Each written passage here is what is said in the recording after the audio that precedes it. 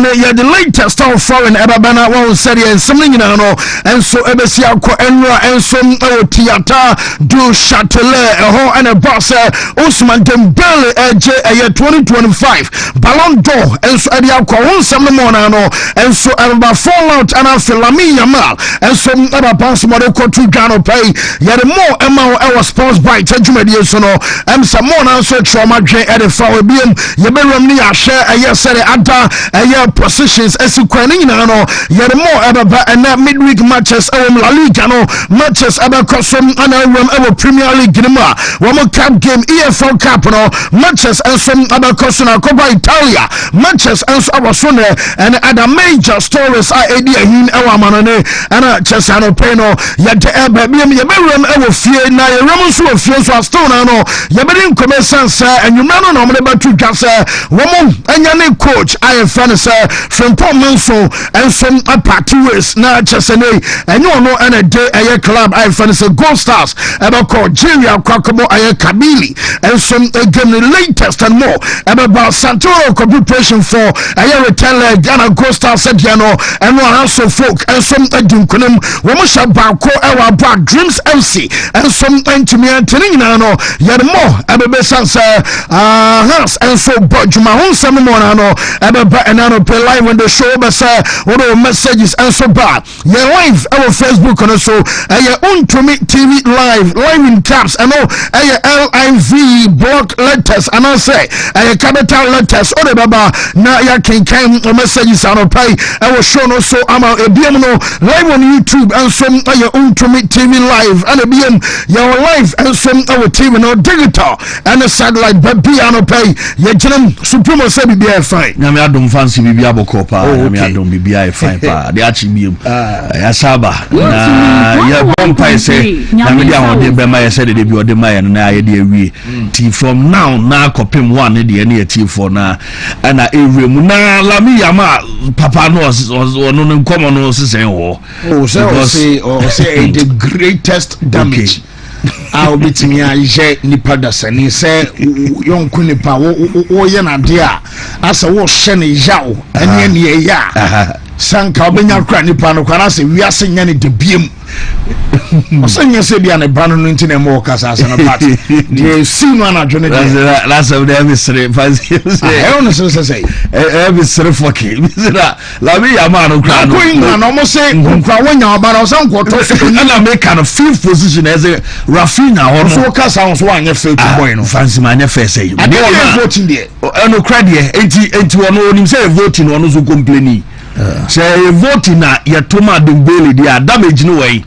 na papa de am so koto buto ni vie no kranko animu o so pa so pebi aje o koto but we are very young Lamine Yamal papa do so pa o so che say it is so I say ball no I say the ban kwa o ball no je fans che the ban Lamine Yamal papa no na una wo no o da bi o run away the ban we say una ban Lamine Yamal ka ba this tank o dey one picture kakra bi ba this tank o ye den oh so una yemba ene Lamine Yamal oh this time senka mani baje de but many papa ni too much fancy what just one effort and no di kan hoja obi a and as o prepare do what da hey also prepare ground say ma kwada enya ne go wi dem na dia ye dem say Lamine Yamal papa de ye na ye se na nkomo na adoso se na Nifanyo wow yema so na fe ye fana sema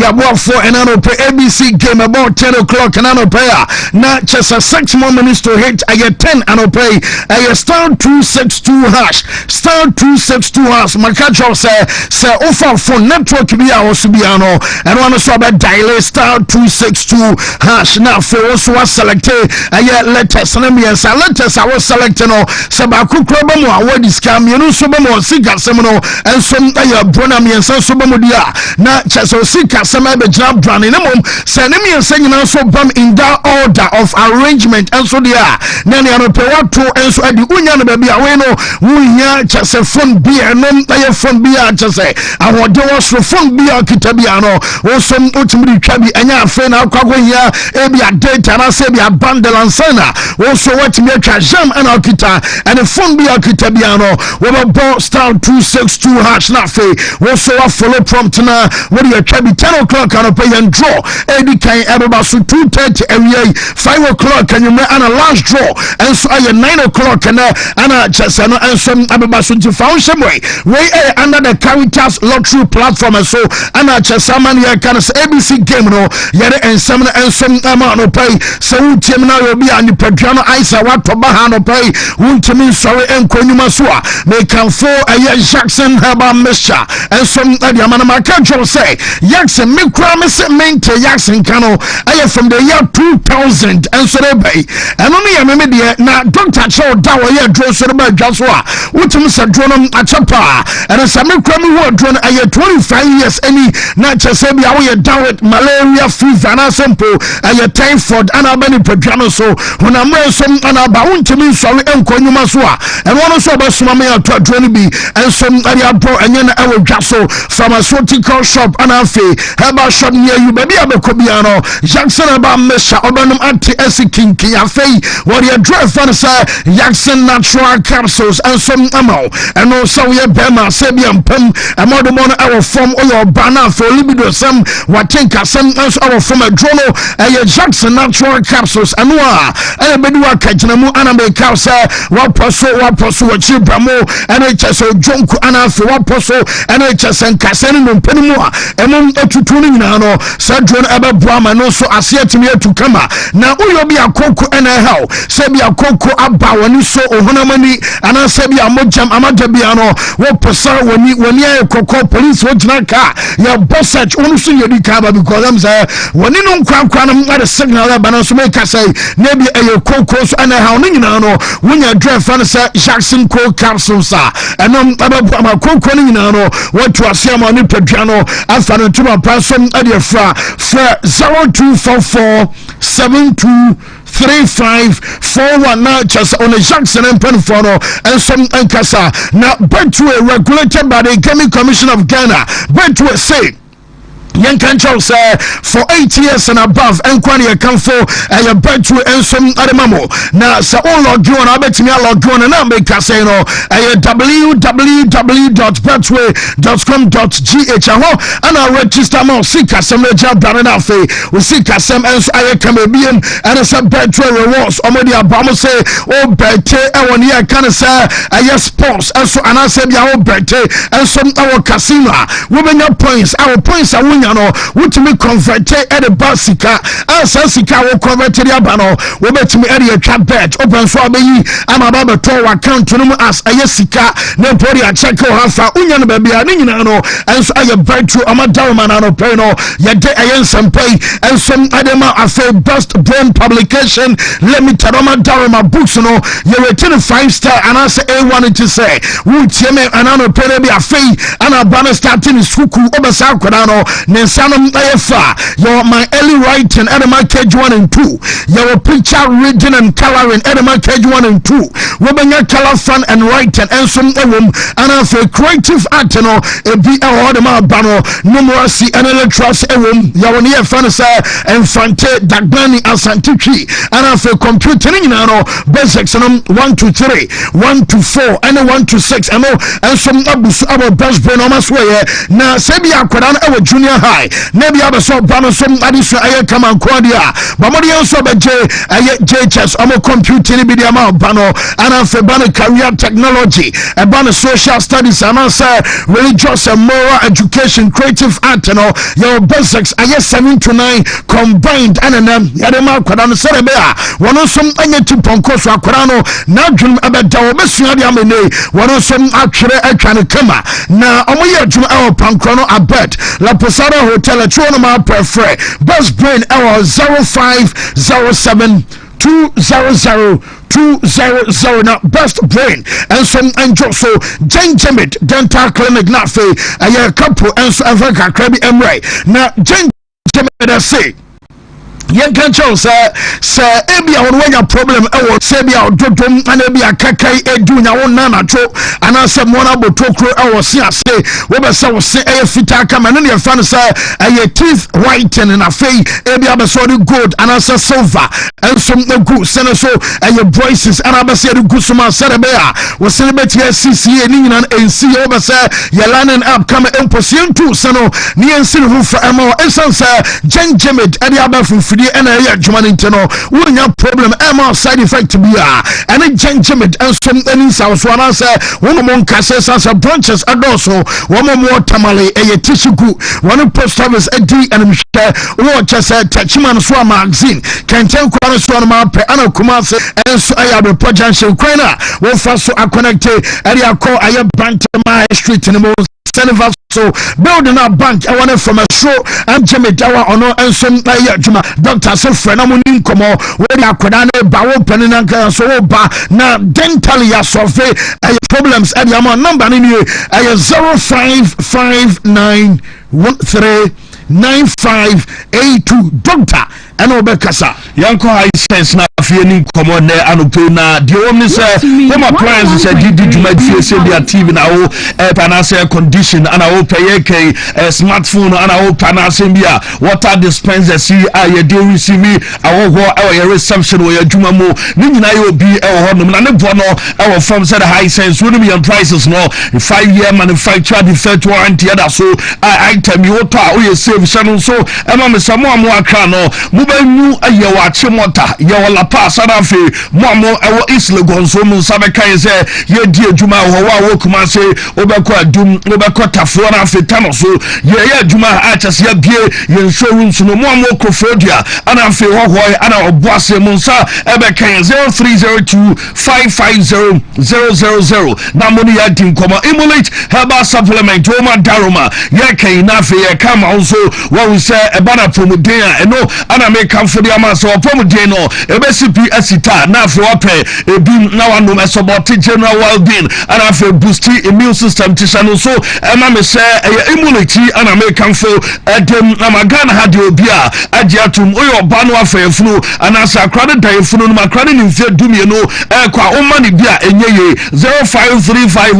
0535112813 now ni adin komo Samens Vita ba Mr. Capsules againo enye eye adwuma pa ewo ni peduanum na de ene sentini no ana afe dom penum titru ana gai mu adwuma brema de obrema eno eni ntini no etimi gina so a ana chasa obrema no so ebo adwuma na ntini no moya mra obenum agai ebe pejam ama chasa ompama gudie no 2 minutes na wo kwa obekọ be se ne 15 maximum be 30 45 na fe onso odi adudi ewo mpem emana menses ema no semens right ba Mr. Capsules ana preke unya bina no ma eno anu no na fe odi atachwe achwe di tobi na fe doctor 0240616061 after doctor and so let me abo 3p garlic mixture and I make come for them as any pedrin said ye na ye can obu na high blood pressure and ana drain sugar level e so and I feel so stroke at you bia o man 3p garlic and your day aye ya twimu so and I feel natural plant juice and your day aye 3p garlic mixture and you know just a vitamin and I feel minerals and so let me ashemuma shano so say ye no ye fan so and ye ja and so nkan ti say ye tie no obo ade boy no eno na afi ya twimu ahode and your day aye drink to tia na ukotobi anitino aye kokko glass bottle and afi garlic no and so ngada ho 0248928824 num aye hwam na afi ye kase ne wo seno so no said ye ne obetimi dia bodom pem ni ade nyina no just onya koja ka dro bi na afi de twi wo senkoda no muntwi wo mo se emfam wo mu ditofo mo se na ehia na afi ode ene koja ki enso atwene se de amano ye koja proko dutia oya wunimu etaso so na afi otini paiwa wadro eye koja proko dunya bia eno ebabo kanse drug lane ho ana afi central market kumase your boy Juma 0244559597 na oni ya edi enkomo yenko natural ne na afi eni nkomo kakra Proslove capsules ni pedie dia enma ye ni pedie ni nyina esipi esitam ane sa bema prostate enso be jana na se no ejana na zo a my body complete adema because ne ojo so sam enkoya adwe pa jojo so na emaye bo a eso kokokoko ebi wonso a eba na bi akam wadro a proslavano na bebo true man capsules no so premature ejaculation and after waste space no sisi no ebebo na after yi e de fro Congo ointment no na be di wasma ma wonam na ni nsa no ana after dware na wonam eya ohina wadro a Congo 02490 o man no so famesa nipa ya de na stroke ya de wo de mere to so enu ti na fe doctor time da so waste space or the mere to so awo or the mere to so so be me emu ayemra we be ma na afa din so no atwefia bi akakitua bi wasebra na omo aso pedie mu odro na die mu enso tre ebai ewa doctor eya wadwuma yepa edema na wasem kan trasa wutie mokum ase enem anopa doctor atena se ewa bua kwa agogo school junction awona doctor wa akra so poku ase mayera awona doctor dine juma 0244774282 na doctor edim enkomo Alaska yedem ebefe enyoma bekoye Ediamaya, Yeremo Alaska, na Alaska is a war papacy 3D, 5D, OB blind curtains here with the remote control, air control, no OB a war and Afiake, say open, which I can war papers in na carpeting so el hopper, and on Utias watching say yes, moto kama, Nina OB el Honafi, best spread and the pillowcases, Nina deserve piano, you'll be our doom and your war, your boss of a building, Abrunsan, and in the General share, and I feel circle. Account so tiptoeing inside shippers we are chairman K20 women do 0554-114-878 nafe what do encomo Lawson Beverages Limited Roma Daruma Lawson delay man beaters Bama the over delay pema obey juma no what delay I just said do e kan wo shawa brem pem na so ye be kakra bi na unimun tutuo etu ani ya de body akra to ncha ya bebe ni nyina nsa pressure help what do a Lawson delay man no anete obreso de ama wadwuma CPS ta ompem delay man capsule si emai menses no enter flow said the flow na wonya bi na anuma oba obesane nuamam ama nuama ka ma aten kanso be kosro na adroi ba bi ato adro Ghana ba bi ano obenya bi ato 0248619999 na for the doctor every encommanded so ba clinic and ya dia ni chewani ya doctor say cataract e tie NSU and so glaucoma pressure wani so asebra na omo a wode abibidro ana ese wani ya de omo eye drop ana sebia spectacles bia se doctor ya adwuma pa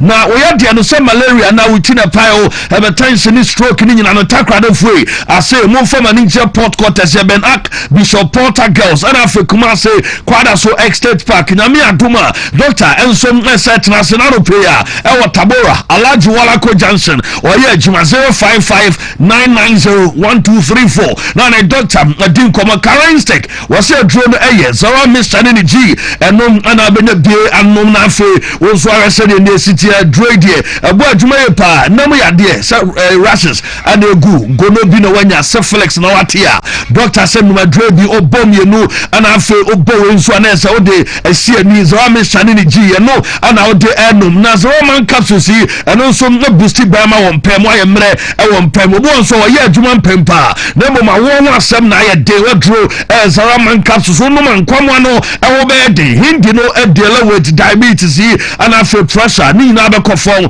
0246348334 na le doctor train komo ba Herbal Hospital ya Denita Dr. Baho na fe atemfo ba spinal cord wetin kase e ya wo ya na afe ye ke dompei emu abu ani ekotodwe wonsai ensom emu afichi ya dukui ani ado nsatum dabi abe ye wa hwe ya na wonsai ensom ntimi antene doctor we na doctor emu na nyama enye kama mfama doctor dini juma kumase atonsu agogo oba agogo hospital no ana afa cross Spinters Road 18 Junction 0244988004 doctor dim nkomotabia droi ana make am for dem say eba ni say ne takum na emema endienyo yɛdi ho adanse akyerɛ mu mmerɛ bebree na taakum no deɛ ɛyɛ adwuma yɛ paa o sɛ atenka bɛkɔ so yɛ ɔbaa na watenka ɔfɔ yɛ bɛrima a wodi bi na afei ɔbaa yi nsom tafe bia no ano no adwuma nsom bɛkɔ so kama ɛwɔ mpɛm taa bi ɛbaa capsules yi ɛyi sisi adeɛ ɛde firi ɔ na afei ɛbaa mixture ɛdɛla with malaria yi ana afei wɔnum ato nkyɛm ne duo nante kakra bi a na wabrɛ 0243686861 na wɔne adi nkɔmmɔ Ruta a natural product no ɛyɛ Ruta Life ana meka for the amana sɛ Ruta mixture yi ɛnom ɛdɛla with yɛka ne sɛ wo wotie me na arope na ɛnoama nkɔyɛ malaria bi ɛhaw adwena wonya Ruta mixture yi na afei wobɔ a ɛno ano no fever ne nyinaa no ɛnso bɛtumi akɔ general body pains a ɛne yɛ Ruta mixture ɛdɛla with this na afei ɛnoama yɛkama Ruta Life nso ɛka kyerɛ sɛ blood no mogya ɛwɔ ne padua no mu ntimi nsakulati ɛwɔ ɛne veins no boni bɛka sɛ blood na clot a ne nyinaa no wonya Ruta Life a ɛno yɛ wo adwuma ɛde ama Ruta tonic no nso no ɛno nso atumi aboa yɛ pa deɛ wɔm ne sɛ typhoid fever no ɛbɛyi ɛde afrontia na wahyɛ no nso ɛde ama me sɛ ne wɔyɛ School of Pharmacy University of Ghana wɔm no nso ɛbɔ ɛdɔ yi aba so ɛsɛ no ana ɛhyɛ Ghana afoɔ no obi a nso no bi FDA fɔ nso no ɛnya approve 0244485632 na oni adi nkɔmmɔ na Power Specialist Herbal Hospital yɛ ma me Dr. Akosua Aduaya na dawo ma hepatitis ne deɛ sɛ ɔno a chromade ɔno a nelidie fatty liver ulcer fibroid and afei kidney stones ane nyina no aduane kyerɛ ma me Dr. Akosua Aduaya na so yɛ Aduaya ba mixture no ɛdelawate malaria cough care ba mixture ɔbɔ wo a waduro no no ana afei Aduaya ba tonic onum ato a wonya bi a ɛno bɛboa bɛte bi adi ɛnam anopɛ ama nneɛma yɛ kama ɛde ama mo a mo tie na anopɛ ɛwɔ nkran no ɛwɔ Kwabenya ACP Road no Power Hospital bus stop Kumasi Feyase Bosomtwi Road ɛwɔ Aduaya Junction mo a mo water krade ase ɔrekɔdo ɛwɔ Anaji Estate 0244544422 na ne yɛ ma me Dr. Akosua Aduaya ɛdi nkɔmɔ JC replica 1 kama deɛ fɛ ɛne deɛ correct na ana wonsam nso ɛkabina mu ABC draw ana ɛda so ntimo mu twae no no ana ɛkɔ no nti sɛ wotwa bi a ɛda so a ɛkɔ na sɛ 3 4 na ɛkɔ a 2 1 action sɛ yɛkɔ yɛ nim ne sɛ letters no ana drop no nti HNC yes HNC ana ɛyɛ 3 letters Trinity and anopay 10 o'clock draw ne munti mu amaka no sɛ obese wo ye entry a no ana so be dial *262# na watwen ɛyɛ 2:30 area draw select 3 letters ba kokra bama what discard from 5 Ghana cedis ɛkɔ na obetimi aplesi enso we chirintie no enso eno no yemra ɛyɛ question of the day no sway na mama me amuzupi question of the day amuzupi infection adrona ani so your bana so your bema no what gono no bi anya syphilis na fei aye candida nom ana senso bi fro bema mo e bana say wo your bana nso gu rough of nina no what drono amuzupi herbal mixture question of the day or say yemsa say did Rafinha deserve more than 5 in the Ballon d'Or rankings? Did Rafinha deserve more than 5 in the Ballon d'Or rankings? And no, I a question. And it is a Ballon d'Or no Rafinha tosu enum na ofu no deserve more. Number 5 and as a 5th position. Our rankings ni mo na supremo. Yes, Adrian Cherubi and Ghana for Edromudia about earlier post here on Facebook. Dembele, Dembele saved the word from noise pollution.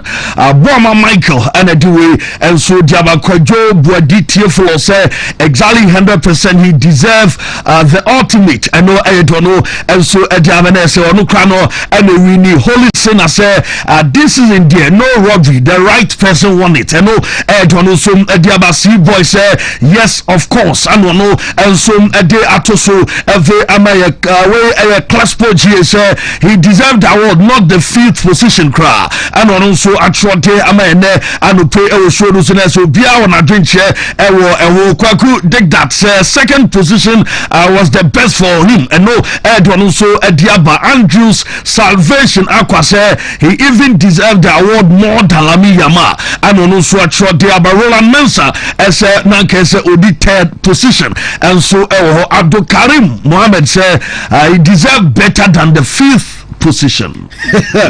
Well, now Root Boy say good morning, Fancy. Congrats to them, Bailey. We are singing out ID. Afe when so Nana Kwame say he deserves more than that. Way and so Dennis K so say Davida, and when so say they robbed Rafinha and President. And no, Mandela Nelson Keys and a day the message, you know, and some other buyer. And I'm afraid this one says no Rafinha deserves that position. Bar Redu.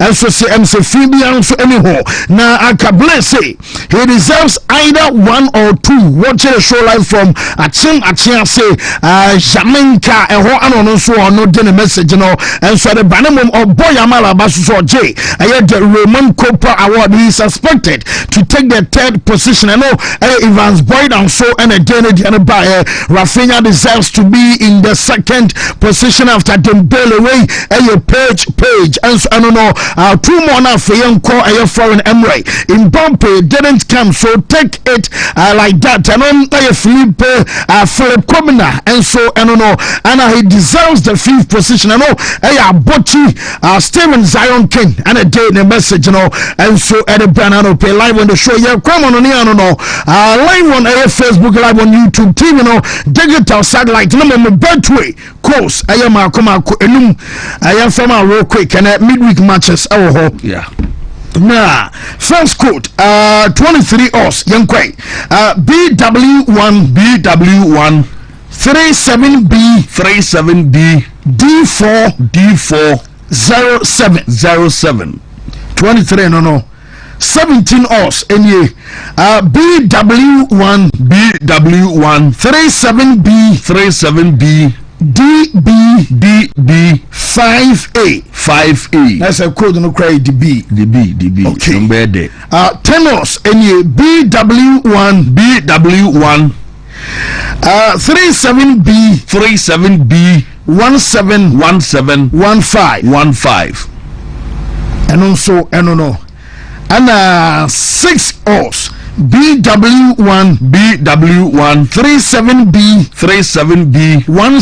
1C BD. Last but not the least, 5 Os BW1 37B 2040 and no 5 quotes I did amount and I pay live on the show and no no so be no be 101.3 right I so yeah come on live on Wontumi TV digital satellite and I feel live on Wontumi TV live on in caps LIV obo Wontumi TV area now about LIV block letters area so our Facebook and Virgin page and no old page no Nira Agena there and YouTube and so Wontumi TV live also no your life also your common on it the latest our foreign and so and aftermath and no Ballon d'Or awards gala our theater du Châtelet and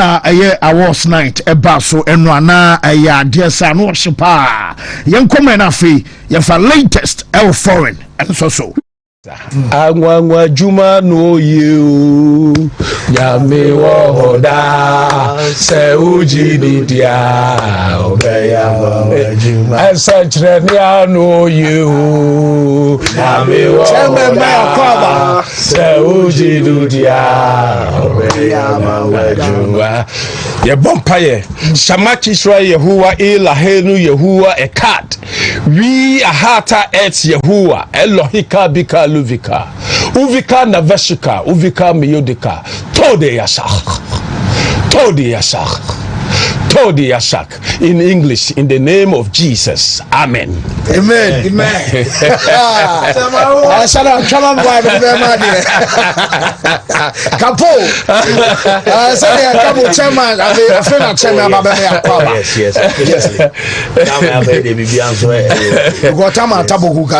Messages and a ben no be as say oh chairman ya dear pass say watch me assemble I just quite be coming home hen papa me na guess it is how chairman guess no me say guess no me say how many boys in this year me say guess it is say who to is sponsor I number one chairman Angwa juma no you Yami wohoda Se uji didia Obeya juma Ensachre no you Yami wohoda Se uji didia Obeya juma Ye bompaye Shamachi shra Yehuwa ila henu Yehuwa ekat We ahata Kasa sakare nyinaro yere mo abana no pe wo nya tema monitor chumedia ye fere sa Wontumi sports by yere mo na no enso abana mo latest abesa ba mo chane nyinaro yere ba ewa pre chumedia fan sa Wontumi sports ba fe enano pe ye be serve ama cheso bia so na no dia wa bra no pe no ye de latest enso na de ma ansana ye ba ko pawi ni akokoro na ewa chumedia ye fere sa Ballon to eno wa pro ko ba se player ye fere sa Ballon enso award ni nyinaro mo from call a yes pen I yes said Barcelona almost stadium na your first come you and all some messages answer medical the about to just say Bansa for no be a city council woman somebody near cancer and your clearance and so other banasania you can say be a permit I can say and also some other banafe your day a clearance I don't know Barcelona ni no when you saw report to me no say no pay when some I said you no pay am no casino when some latest of Barcelona woman stadium Sanam Naya Kami na Anopayaba Studios no na Yawansa inspection and some Marcoso na inspection na and also Marcoso our the stadium and also Naya Bonsa almost stadium no Maman Central for no Omuna some Anam Komwa woman some our Barcelona woman Kami our brother Peno woman now some Marcosa sa and Padufano Qua our son journalist and somebody actually and to one of Central for the more cameras and ya to omoa woman by you see omo phone and some names ya hello and some light to be sebia underground debia parking lot and ya day Manchester team buses no so ba e benya ba bi afire ni room our stadium Manchester hono no and am sure be some our team no so entini padum Manchester no time ye ye ba room our stadium no Manchester omo so nam kromo a womo so room our bouncer womo kam akosha sebia na nioma so mabako kama and some anyama team na our brother no ye am tetano dia kan nyina no and some aba pitch no aye ready and watch stance no and some aye ready on himself for now there and your set team no womo so mababie near kansa aye full capacity no by a little over about 20 something thousand there boss and some mabet me makwamba aye fans and womo kan nyina no and some maba stadium aba be matches awodoa womo so mababo na ekwana nim nyina no womo so increase aye capacity no eso sa juma no eguso alkosom our brother pay yere am jetering na bana bonsa womo president aye fansa aye wall porter on stadium no another porter say womodie adibi also mu ye biano womo som aye dia kan nyina no say aye city council omonso ade nia kan say bia info ababa na omo hwanum say by away wodru aye Barcelona owo say by 4 o'clock Manchester no aye Barcelona omo local time and omo twen say na bia city council womo som asmo mo kan nyina no womo som abete say bia na ye biam ade ama mo mutimi bo awo ho ana say be a stone now and you way aka munyan tinya yes mobile me about game over the third stadium no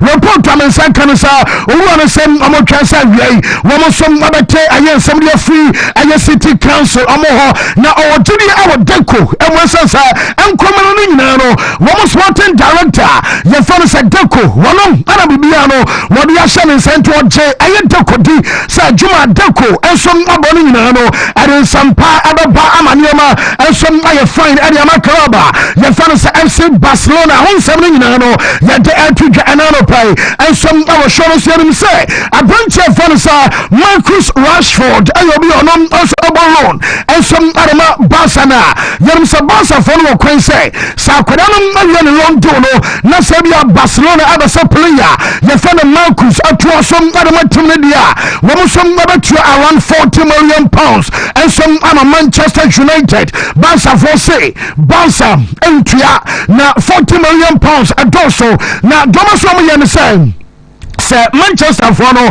mobatia sene bia nkomodie ensom nabakoso dia womotia na obosuano enso aya around 25 million pounds eno aya amount aboboko efano so bonsa for no womosom nabaso omutia enti ena jaminya no sane yesika basai womosom nabaso omode kona boy na nkasa make na asem no wonum se metisa yesi boy no mbai na adwen se Manchester ne pradia so no obobo ebonyame ni kwana won san come back to Manchester and come on the ball. And man you be on the club and be a sooner.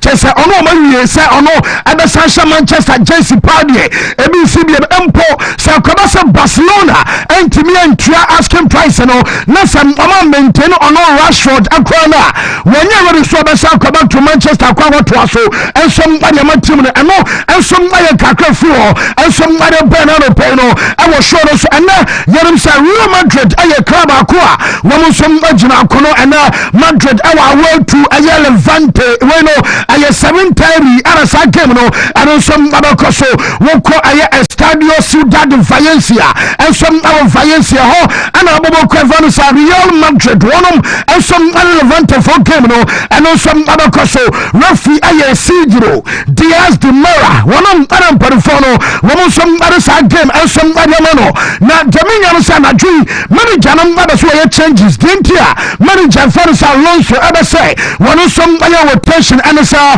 Nami Arma Saturday one more big game about Yerim Madrid derby ever koso na Madrid derby na Nami Duma and some other koso a Damamentano woman no imagine some of the game Kwako Diagokra na Real Madrid and some other side woman other kwa to Ayesiritas Metropolitano and Chelsea game and some other koso na Chelsea Riyadh Metropolitano and Real Madrid and some other call not just a Madrid and somebody associate and one more word to Levante Namiarama Saturday one more some other sound quarrel to Wabakua your fans are electrical many jana say our some changes and now Levante yet obi obetina mu bia betima ma Madrid team no wo some adin kilometer say and Dennis Bayos no and Chelsea Brahim Diaz omo yan kwada no bia me hwe no some omo so be start ama Chelsea report about ni na say wo some abenya minute ni bia ba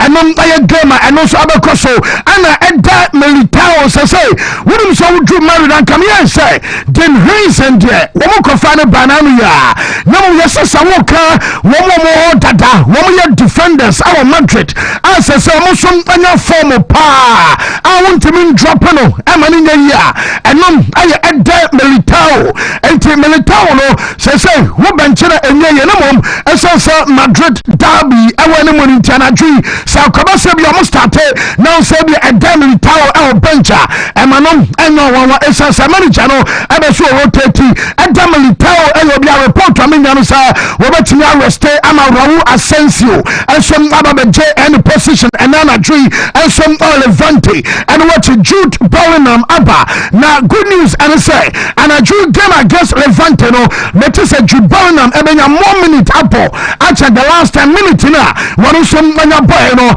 because omoba so mo chese I was so ready for Madrid derby and am Saturday and no and some abakoso into omo derby Saturday ebasono and the Jude aba accumulate and a minute ni bi ade akaba kono sarabe the sharpness and afa ayade say na rain from me no one some abati anya na Vinicius Junior tema emra wo baba wuram and some our stadium no wonu say sadia emra na dimina exiti anope couple wo ba kasa omakwa print emra de no ana omo sadia ba and the tema na yesterday am catch us a driver edini room our vadabas na wunia bibi achosam onya happy the same facial expression and Vinicius and some other omoa one more bonten achesanam vadabas one get no the same facial expression and no pay was that my Jamie Yansa was the sun expression cry. Nana, you don't say Opajana left no Vika Krabi. I don't corner yet, say a downson out from Emwa Jena. Yet a bana metis Emwa. Woman meeting and also across Emwa the agent to the koi. Now, and you be a bonny situation, Tina. Yes, say some meeting about some meeting now. 100 one CEO. I fancy you say Angel Sanchez. Omino, and I just know some meeting report to me and say Bonnie situation amamukra namum about the contract extension and I say the contract renewal sebia kwadano we sign and answer on sign and on commando and okaba so mokokodi na jaminya no say we for say we no stands that no mugina na Madrid no aye 90 we no mokobu jomo kwa momoko bema Ramos no come on for so and Ramos modia chese ebi aba bar retire do baby hona say amachesam omunyina so koi enti baby omugina no ehona omugina boy no kwa no obese 20 months on a contract so that's almost 2 seasons anaka enti why the rush omono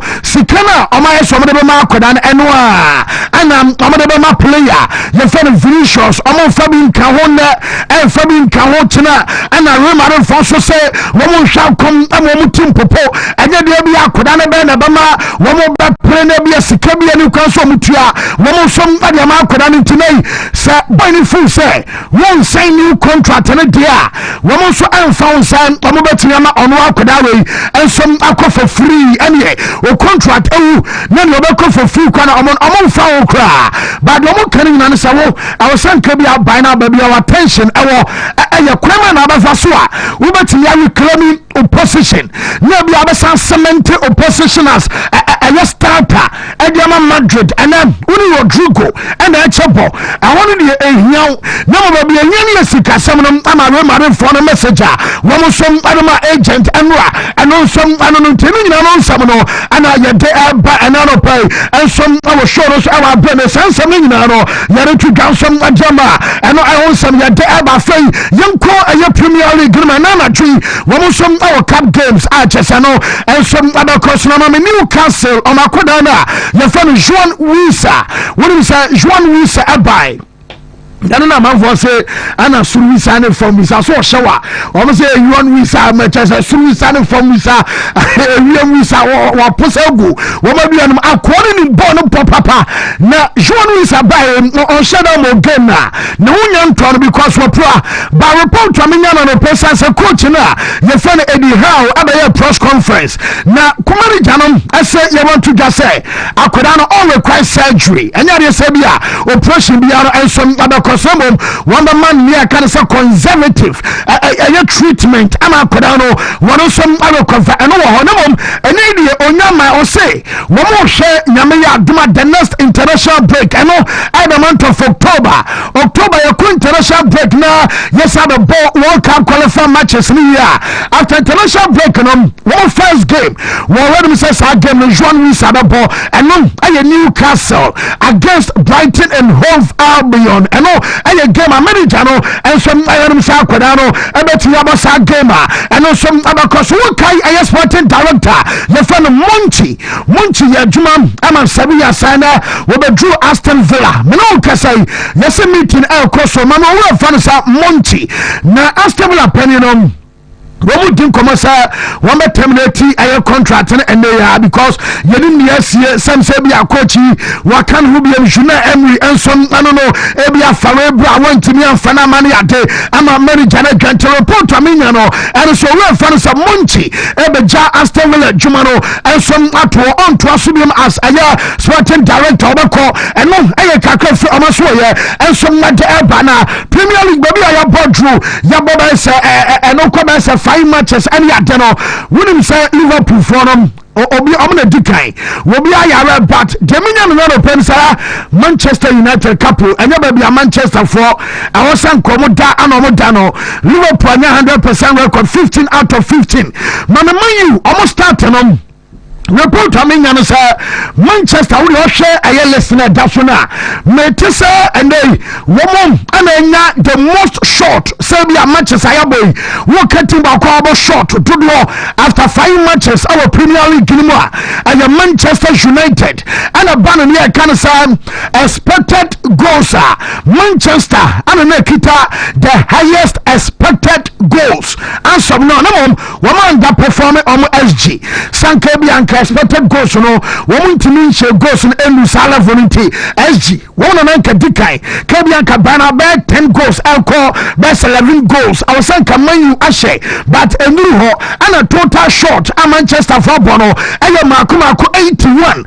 I'm gonna dikai nice I feel no baby Omajabiano woman summer Bono short on a bonus alba Manu aya Jumapana swimming that you know woman and that performer on edge almost say we ever back a claims I trust manager and Serbia boys and I'm to implement and you know person what and some other person so dia then you just a Manchester team no and some other team fan and to a person fra na just a coach na your fan Ruben Amorim and you be no and some Juma then Adama club and you bad cry I just an ready free man you almost sure but still our Premier League no mama Ghana ni akota your fan Kudus Mohammed wabra you can start no we say Ghana Ballon na Kudus no so far about 5 major European League centers na one ana chesa oyo player or the most successful take-ons and some our Europe we call England,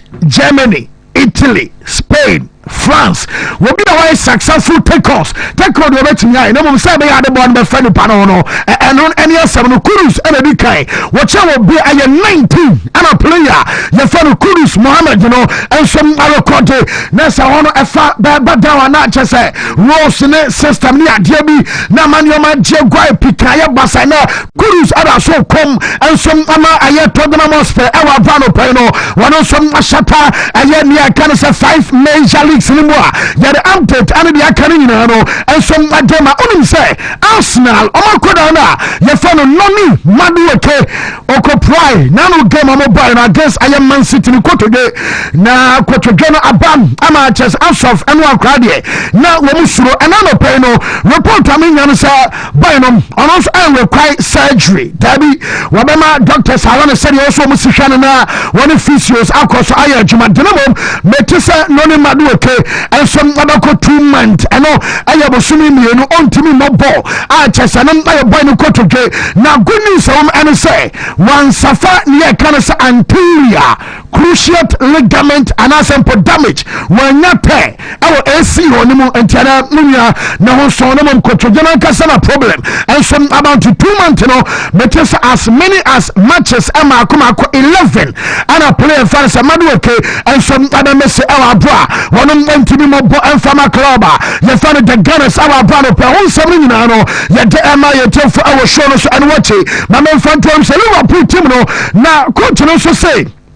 and one game I was on Liverpool some about cup game. Now cup game I was a basso I was just a year for one body at Southampton a gamer. Southampton for me just almost won the championship. Aha na Jamie Jansen coach and also saying Abama key changes and a rotation Juma.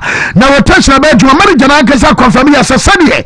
Woman in the last season MLB Mobile Cup games maybe more and some arresting and a sign and no and so about to what Champions League and the FA Cup and Carabao Premier League and some matches in the Dosopa and our sender be arrested now rotational policy Juma and Anadrino Jamina Manijano Yasu Liverpool players maybe Arisa Mohamed Salah Virgil van Dijk Raffenbeck Anna Chesomwa woman senior players ebimo woman na night off na na Chelsea Liverpool game no anya de say woman so ababo 7 o'clock anadwi and omo bo manager no say mo mobi na why the same optional and no opa baba stadium arabe support and kwadano e Anfield what plan so baby abeso okobi obetimi akọ and say o say bia Salah and number bia menkoye an and Liverpool ball and e bia wo chele say bia Van Dijk and some have a timer menkoye so na omo bobo na number bi coach no amana nya tintin twan we no and some optional edema omo na wo mo some aba roster a chesa on some no ye de aba on some wa ba me san Atletico Madrid omo boy na ye for say Julian Alvarez a situation no report I mean say Liverpool for wo mo so sim wo nya omo papa o enti Liverpool team we say who go Ekitike when a striker your fan say Alexander Isak woman say monitor Julian Alvarez massa no one that say Maresca Kwaka said the Liverpool for bra about the year bass will be bet me I catch up because I could on your fluke omani abrepa I just when say Akwadena your fan say Alvarez a cremba on Korea woman some abefa and a man city bobo kuno woman some just Michael Olise from Bamuntina and City for the Pabat Yana Betu and a Real Madrid and a Real Madrid bat Jema Real Madrid for Jan Akwabi beyond to say one more Franco Mastantuolo one more Brian Diaz as our player your father Arda Gulash Omuna about similar position and Anna Chesama and Madrid and so Lincoln more than should who say be a serious Akwaday one more so penalty no say Man City manager on any other papa when you're buying our because one what Premier League no our experience so and after two bona chale listen bobo boy na Chelsea for nyana me say koma ha no Chelsea ne buy massa according to bona onzo kukureya no more 90 minutes about on a day akwara Chelsea ball no that on ball on auto kwado no in America ball pass ball dominant me tia so me sipampim Wontumi ni me ko 1-2 shaho je tia so na kukumo mutugu bra makoda ya juma pana ne passes bi no body to box no who enti papa ni abrepa am say wo munya obi am say ne ball no na sa koda na ye fa so na proper center back adia mobile contenders adia ma Premier League title na anya bia no mo contenders who say mo Sanchez number 1 ana chasomo ma karin na this war but mo na say muni goalkeeper ana muni center back na ampano ebahamo sebia Premier League number J ana coach na say baby and focus our and some betimi improve players and Premier League title and anya title race and attention or de ko na mo baby attention focus our and some kwadana wo mo bobo and some Chelsea no wo mo some betimi akokodia improve and no aya some coach I fan some Maresca and some Arituja. I think I already said many times anyone can say what they decide to say. It's not a problem. I think we improved a lot last season. For instance, if you see the last 3 or 4 tables in the last 3 or 4 years, we closed the gap with the first 1, 2 or 3. Now, for me, this season, the main target is continue to improve players, continue to improve the team, and try to close that gap. So this is for me the main focus for this season. I think I already said many times anyone. I am some manager Fanasa Enzo Maresca Artesa Yadene Excepts Emma Yatifo and Anope and some our show us Amasale Tessinano and also by BM Yanko Aya Italy Quick Nafe Yamasenko Aya Ballon and one Jumudia na Jamina Sana AC Milan elbow Lecce and Yakopa Italia Christopher Nkunku report Aminyanza and Bama Benya chance I started game Ama AC Milan also quite one time started I am Milan matches but the American coming on say and in Kunku Eyomo say game against Lecce our Barreno and some Copa Italia one second round game Barcelona Bonteno and some other team started now manager Francis Antonio Conte after Sanra one champions Emma Pisa one take economy and a coach and say full sender Oba Italia clubs Emma come out 7 Echo 8 Omona Ebanasa Chasa Serie A woman about me aje na Dobaso coming in understand see a ball aye 4 matches now we are 12 points out of aye possible 12 next omaya juma pa no mo Dobaso coming in understand skideto on possible back one because one more the last season no and the extended aye burden a sad expectation for and some area to omosua we feel say ebe ha dwa so mo ya juma den ansana amanioma some akose de wo say no and some masiko area Clubber, your father said Napoli, the Minion say Fiorentina coach, I Stefano Pioli.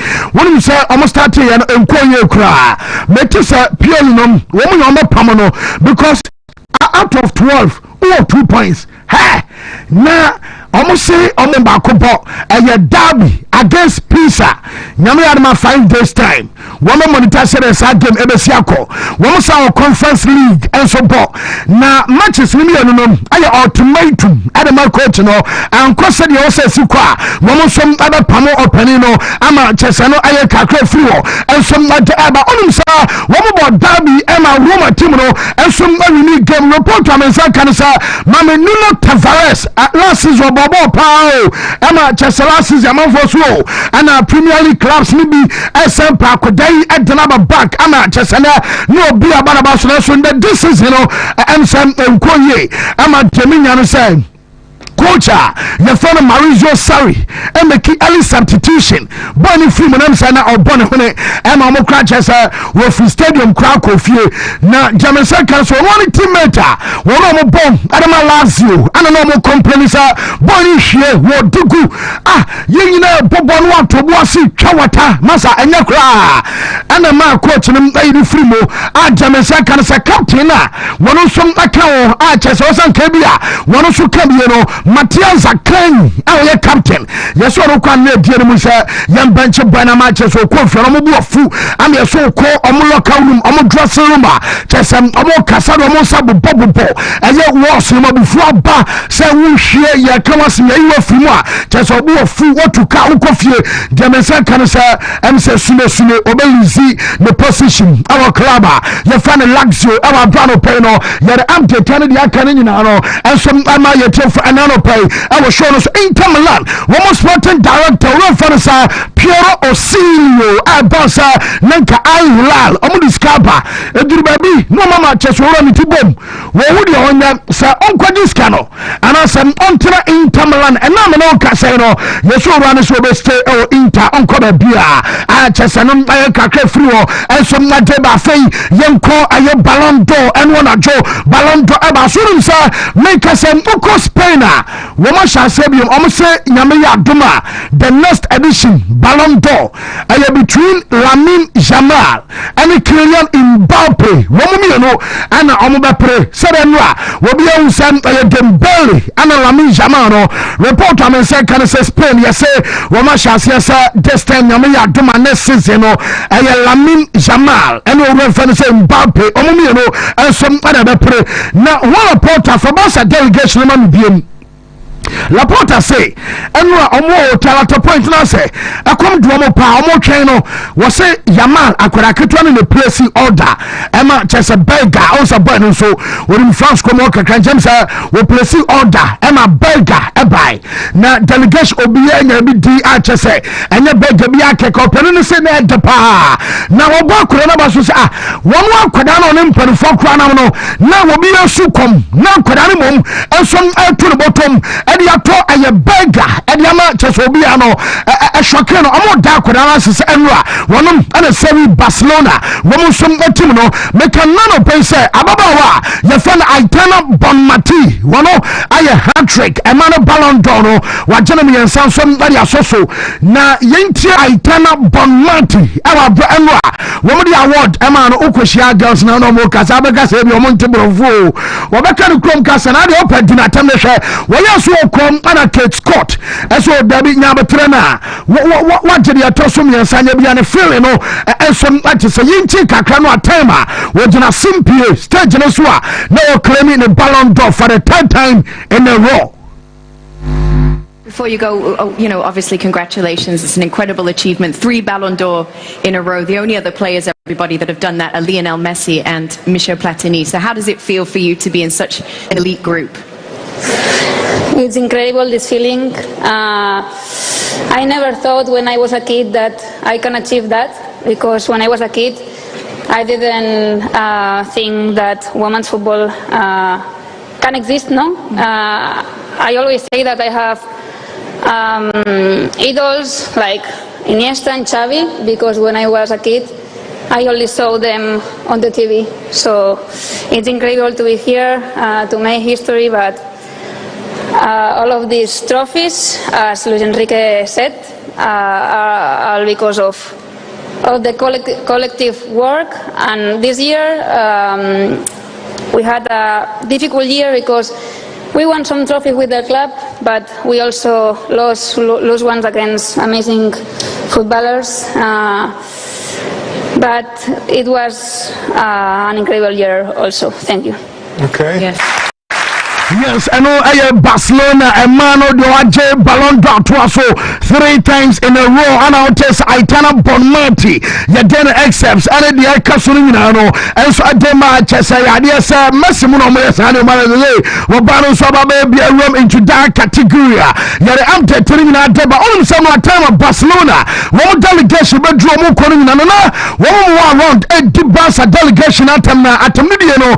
I'm saying a team so until ne kanebe dena omudo mukrom kasa chess a period na an worship na chess monom anti wo omdu omatamo ani nyina nkonkoda na Usman Dembele wo ba me beka bia no pay wo no agin award man moment a ba se Ronaldinho enso on stage so de wo see announcement na damo aye de adwuma bi na ye de la fay na Kate Scott tebisa say wan be je o nyina se Dembele na chesa wote Lami Yama jene kitua bi tema announcement eba say player ye fere Usman Dembele som aje aye Ballon d'Or award area sini na so no yen kwa na afa yen tie kakra bi na ye wese de si ko mame ba ko na me amede ma no mempewe de na Ronaldinho ewo mu na eno eka de o chesa WhatsApp no mu de ma no asem ne eka no ensan fa we mame because we de ba no par me here de na for the torium yes we was na me guarantee ehonye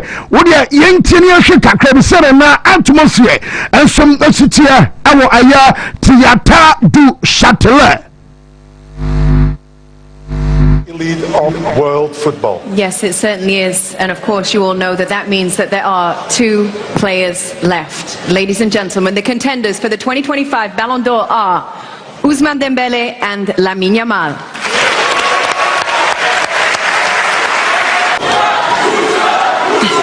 Oh my God, they're getting crazy here. Getting crazy. The moment has finally come. One of these 2 players will be remembered for eternity in the history of football. Yes, you guys all know this. This award is reserved for legendary players only. Lionel Messi, Cristiano Ronaldo, Zinedine Zidane, Van Basten, Johan Cruyff. And me? And you, Ruud, yes, okay, as well. You. And one of the 2, Ousmane Dembele or Lamine Yamal. Who's going to win? Okay, Ronnie, Ronaldinho, whatever you want to call. You can unveil it.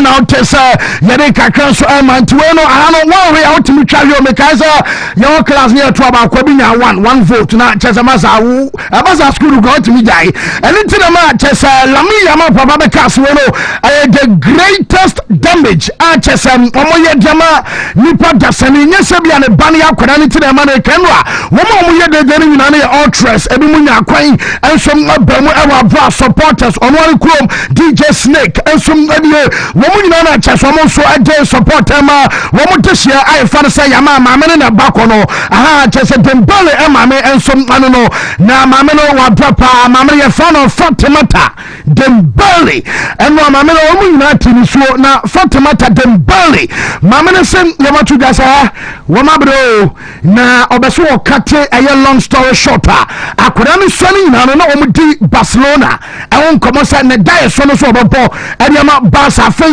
ne die so bem ama akoda ne ko Barca so a wo bi yanim de kokosi rest no enso aye history anya fei ana so ba ko na chi no mom do obeso okane nyina so ane say won wo ye ma me fona on person be show off all time no wo so no ko timi ko stadium ansanka obi na ne ba ne Dembele wo kwa royal box ba bi eskafo no tene ho ane wote na nka bi wa denta wa ye chako na nkoto wo so no wotimi kotena ba bi ataka ne se bi a popular stand supporters ni no otim wo bi akwantimi wo sa Dembele ma me ne no otim no ha ne boss se obi aba stadium no won so ko bi as a normal human being and then only VAB a lavish life any a day and what you say na se bi a wo twika e wo krom na hu na se bi aka no e yo fa na se no ankoma ne ba ebi awo fasie bi school fees ebi anana bi nia bi ninia ba bi ma wo mu ko school ya na se no aye Dembele ensom adia de obeso kan nyina me say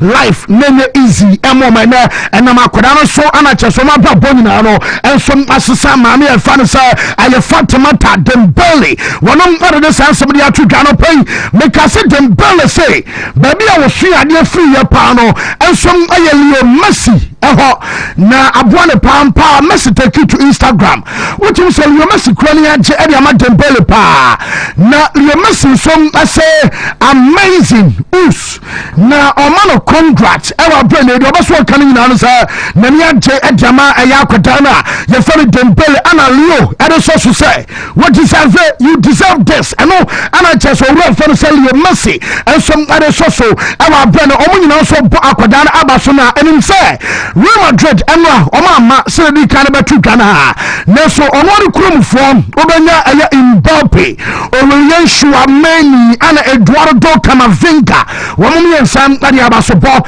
ade ama omu playmate our national side and on Dembele so adia man moment Paris Saint-Germain womu ultras our bontain no more chance Dembele ade award ne baba we say no time on red carpet so come man for the Monsaki ka award ne kakra na so jakumo hey moment ni me can eno no passe almost o me share classic e theater du Châtelet abonte wo mu ya na omo support ama omo player no enti omo for ni Manchester ultras so that said ye Kobo Champions League game no we aya last night and wa home ana chere sane mani na no and so akọ so na Lami Yama papa so be kan no ana editor in chief adema aye France football Vincent Garcia owura ne se ha hwade vote no I di on be publish it now we say when hands down bra enso bo a we see a bo we want to say there was no match okay say there was no match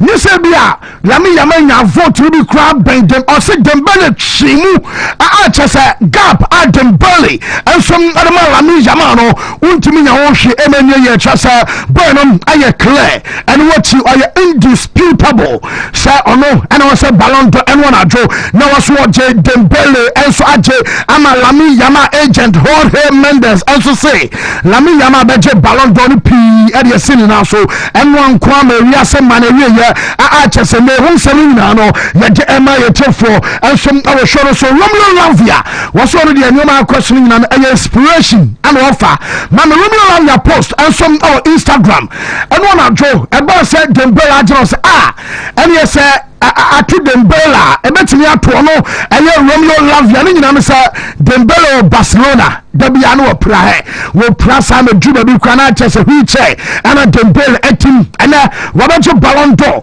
ento no so Romeo Lavia be so chese serie ene Dembele ho atono na bia wa bara baje Ballon d'Or no wono so abanche fa ne se Romeo Lavia so e bia betimi adru no so ama chese no so post ene wo post tu e Dembele ana o she basa jese wo pra ba ko to picture so ba ko so wo mo aba be fa na pie chese ne nyina no your moment no Lavia no eso ade share ne ho nkran ana no pay e wa bra ho nsam ne ye de abanche ye nyina so na afa ye fans na ye makwan ma abedwa from an to aso ti Dembele ayo 2025 Ballon d'Or winner ye to aso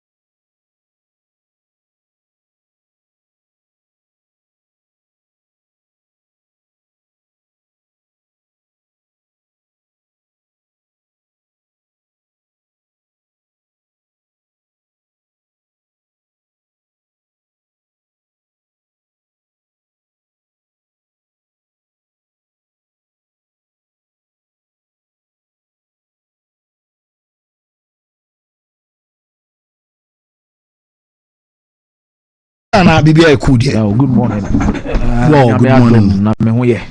Na me ditumi ese also ho ye. Oh, na me adom bibia ye. Radio adom. Kwani ahoden na ehu. That's right. That's right. Na radio adom ye. Ene wa ha. Nti ebeko so na de bia ye na seda ye dey. Amano. Very necessary. Amano pa. Interesting stories na ya wo de egu from the amaye no. Na I think say enebe dominated by the Ballon d'Or. Then na yaba share story ba ko mienu bi a megitumi say me wo interest ewumpa ya me sha say the free the Ballon d'Or awards na course so enrana clearly there were surprises, there were shocks, and at the same time the tensions were high for quite some time now. I think so whenever we have the Ballon d'Or discussion ana yetani nipa kra obeje before ansa krampo ne ba kuduru. But I think the last two editions approve actually as nyina say the competition is taking different dynamics when it comes to omo was omutimi ekopre eje se hwan ane ebe wiase na wiase mu nyina woni mbo ne bo. Because oshe last season na wahwe kwan a Rodri efa so eje the Ballon d'Or, the tension na ewom between Rodri and Vinicius Junior. Edru maybe no na aye den krampo so obi abehu say Vinicius na eje and Rodri na eje until a faithful hour Real Madrid be me yeti asese o mon travel nye dey embu mu award na say ene mo obi age to say Rodri ebeje sa award no. This time around I think say kopem be 6 p.m. make sure say we nipa cumulative vote no. Any players, any clubs now no be involved now. I think fans and we are seeing now no obi anhye na fully convinced say Ousmane Dembele and now say Lamine Yamal and they kwakoje the Ballon d'Or on the scene now so. People were not even no be adrin shed down for that reason. But I think the beautiful aspect of it in how both of them sat pressure better almost yeah the camera to almost you mentioned the name of Ousmane Dembele say choosing say oh no and we are now we the best player. Fancy me Ojidi say this is the biggest comeback story in the history of football for Ousmane Dembele. Baby I know free baby okofire any baby and waba be jina ni pempen so a wojina idie. Fancy can born now all born there and kebetima ka say football mo no kwadu ni peak years. They be answer all measure footballer be a peak years a chance if the age of 26 adequate 27 28 29 say nyame ya na dom na ahoden wo ho no otimi to aso otimi di 30 31 then free 31 32 no na nneɛma ɛba fam nketenkete bɛma fam bebree ɛso bɛte nkakra obi so deɛ timiti boom abrabo mu nsensem obi ana sɛ deɛ ne hyɛ bresi titiɛ. But I think the realistic span of every football player in terms of the peak years, between 26 years to be 30. It is a player big performance. Say a move peja. Now after early disappointment, nyoma ntimi ankoye. Now between 25, 26, 27, 28, nyoma famana. I think say ne quite one a day and namno. But during the night na ye share and nyoma ni nyina na Ousmane Dembele e making history after Jean-Pierre Papin, because the last player na about the French league Wontumi the Ballon d'Or. Was also France, Then 1991 season, and we are Jean-Pierre Papin. I'm not this scene now. So aside that, then Ousmane Dembele comes into this particular discussion. But fancy, I think we defy the odds for three things. The thing make us we defy the odds for three things in here. One, the skin color as a black player. Wetimi akwako kura the award akwako di meba yama so for no skin color as a black player. No so timi room it also second at the age of 18 years. Yes.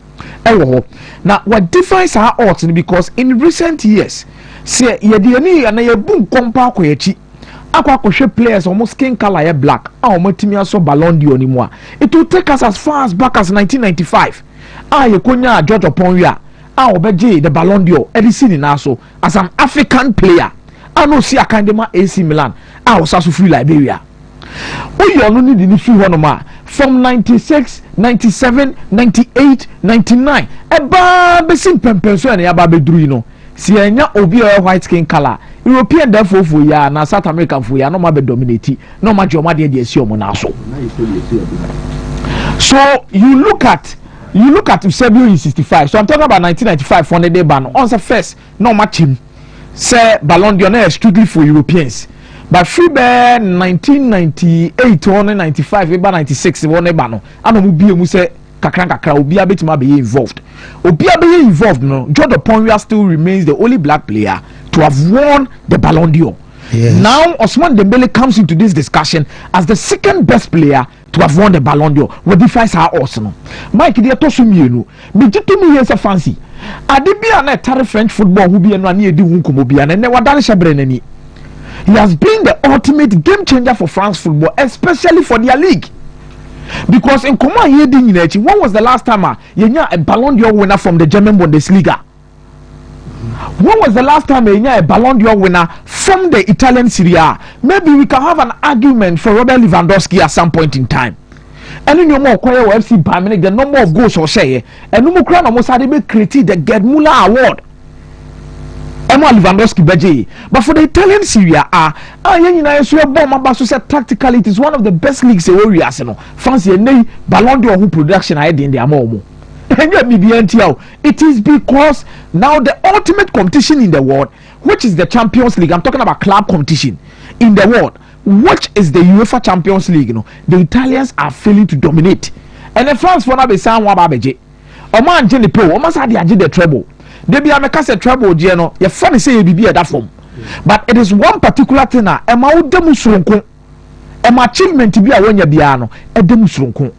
And I think say and only Adibakwa I've done the face of it. Now anyone can believe that I can play the French league and win the best player of the year award. Yeah, as they say players league in the Farmers league in the free so. Yeah, league in the ban or Obetimi ako. Yeah, you Farmers league in the free so. And it gives Paris Saint-Germain the ultimate power too. Because you see on Paris Saint-Germain already people now man for Kasabe na Paris Saint-Germain this car and a man for drink. Then at me free German Bundesliga copy of French league Okobo Paris Saint-Germain Farmers League some money in Asweka. Now you can play Paris Saint-Germain and win the Ballon d'Or. They told me sir. Fancy me to me say French players na nkasa na omo abonten na dodo na feel say was go back to fie ko die ani munyam no. Dodo na will take the or relish the opportunity to go back. Because I believe that Adibia Dembele ayo days from Rennes, Kopiemo Borussia Dortmund, Kopiemo FC Barcelona, then back to Paris Saint-Germain, 50 million euros. People were even questioning, saying, "Now, Papa Ben Krana was man Dembele bought 50 million euros." Yeah. And fancy, definitely he comes back home wabeji akonya and no mo ya was no more school nkura so local community nkura they came to enjoy, be inspired about the story of Dembele. Ituya omobo uni akopa trophy de kra Lami Yama na de debut watching ade, but I think he has stood tall in this particular discussion we are making today. Luis Enrique, fancy what say one of the best coaches in the world. I say nay, so did you make any 200 more? We remember him for a lot of things. One, we remember him for the treble he won with FC Barcelona, giving us one of the best attacking trios in world football. Messi, Luis Suarez, and Neymar dos Santos Jr. Then you look at another story from his part, because over the 2014-2015, I fancy a season and I want to Ballon d'Or on the scene in Aso. Fast forward, what about the Paris Saint-Germain team? Juma, maybe 2 years of fancy na enya kono biem for some coaches, because the BOGD say it is a club of power play the doors be brave. It is only obi ko shemu and answer the middle ko shemu players na be yimi to ase akonya. But he goes to the club, performs so well. What joining pieces together, bring players are not the previous in the 2 years of an extraordinary group of players. Because Vitinha, well, not so many unfunny stories with this Paris Saint-Germain team. It is here, you know, as the best coach of the night. I'm so happy for him. Fancy, he deserves every bit of it. Fabian Ruiz, Vitinha. Look at the stories surrounding some of these players. Then you look at Ousmane Dembele. Because Vitinha, no, an outcast at Wolverhampton Wanderers. About the Premier League, I'm for so on Yadi Odimbo. Yinya no kwamane nko wakone na Porto hondum ba bia ba Luis Enrique and Luis Campos Martinez dabi ye fa akoda webra. So if Luis Campos should go into it, bring Vitinha, and then Vitinha is the 3rd best player in the world. Then what was Ousmane Dembele? Oba no bia se nyeye na ne ho adwuma so epra disciplinary issues, because I remember say Ousmane Dembele ba PSG or benching some game because we late to training. Couple of matches. One man more. There were games of floppy and no uniform. I said no uniform, sir. Until Gonzalo striker Gonzalo Ramos. Ekonya ankle injury. And on the Nigerian channel, say first night no try players be league can you be Bobby. Marco Asensio be Bobby. And son Ousmane Dembele be had the opportunity about the first number 9. It players are more outcast. Luis Enrique team modi these players. Bako is the 3rd best player in the world. Bako is the best player in the world. So first it coaching no. So beginning sena Dembele feel say coach you are my bias or time on pemasama and the whole resource no wanya. And the whole resource na wanya no. Yeah. And the whole resource no wanya no. Polish what you might. Of course. Ebia on power. And it comes in light when Luis Enrique did Kylian Mbappe cutting dime. Video ni pia bonten say or check Kylian Mbappe say ball na nyon kwa na abo. The famous statement of Luis Enrique abro be so PSG money say Kylian Mbappe be my 40 goals na so kwa be ya. But I prefer say one ka say e boni say Kylian Mbappe ko o say be na ya. But he prefers obi an ade o prefer say 4 players obi be ma 12 goals. O come my 48 goals. Then say one player, about 40 goals at the end of the season. And season equally, we saw Bakola, the number of goals he scored. You would the number of goals are Dembele say. You would the number of goals are Desire Dues, and you would the number of goals are Kivicha Kwalaskeria. So yeah, they share the man Paris Saint-Germain. He is your ultimate poker of the game. One of the best coaches I've seen in this game. And fancy to turn Paris Saint-Germain into treble winners. To turn Ousmane Dembele into a Ballon d'Or winner. Fancy, this is something a brand draining tears here. So even top coaches are happy we are seeing now. A lot of them wouldn't have done what Luis Enrique at the Paris Saint-Germain Dembele. You are true to history books in him. It will never change. It will never ever change. Lamine Yamal, I could always swear 18 years. Fancy. To be second, if we are seeing that you to about say Ballon d'Or, who 18 years so now toss you no ani bono. Fancy, it will be the desire do mu age ni say. Janeves born or born Janeves one year treble. Enra no J Cooper nanam who say no. Onya Ballon d'Or. Fancy the only thing a man here difficult between him and Dembele a treble now Paris Saint-Germain yeah. Any UEFA Super Cup no must akodi si omo na so no. And the merge money here difficult the my man. If Barcelona had won the UEFA Champions League and a Nations League here omo ko ball final yeah. Ojina mo Kenya Cristiano Ronaldo therefore yeah. I'm telling you Yamal will be the best player of the world at the age of 18 years. Skin color black. Fancy first and second. Truly, Bako making sure that the reputation of France football will lighten up. The other one is showing us this is the beginning of a new era. The women could now imagine the Copa Trophy. The women could now imagine the Golden Boy Award now. Fancy, but to win it back to back, a trade back up. Say this is a kid who is made for the future. Only born a ball. Now on flop it. Obi obaji Golden Boy ne back kwa. Who be mepra performances, inconsistencies, subai, be pure taro debi. Akudawe were a franchise. Akudawe only born a ball. And Akudawe, everything clearly shows that this is the beginning of a new era. But Ballon d'Or the idea of Obajibi. This is the beginning. Look at the aura and run on the tour. He looks like somebody who is well prepared for the stage. Ya said that in Ashe, the Wubeka Central Robot Tanker. Ya said that in Ashe, them up programming how to do this at this time, how to do this at this particular moment in time. When the Laporta Begavano, according to India, oh yeah, be at every single moment in time. Yesterday he enjoyed it. When Su, one Yashe, one overreacted. Osako ball Dembele boss and he's well trained for whatever they have prepared in front of him, and to play second fancy this is not something we should be joking with. Especially playing for a club like Barcelona, where I actually believe we say it is not all black players who enter into the team or be any good story when they are leaving the club. We saw the story between Barcelona and Yaya Toure at some point in time. We saw the story between Seydou Keita and Barcelona at some point in time. Even Eric Abidal issues estate but Akodawe ba skin color Dio from La Masia. He picks up the pieces of Barcelona. All of a sudden, he's the second best player in the world at the age of 18 years. Fancy, just imagine, say at this level, on keeping the consistency and more. Level not born last season now. What the level not born last season now? Some money the same thing. Yama more level not born last season now. 18 years, only 24, 25. Not Ballon d'Or. What the level not born last season now? What the maintain almost our level now. Fancy. And no 24, 25 years. Not Ballon d'Or.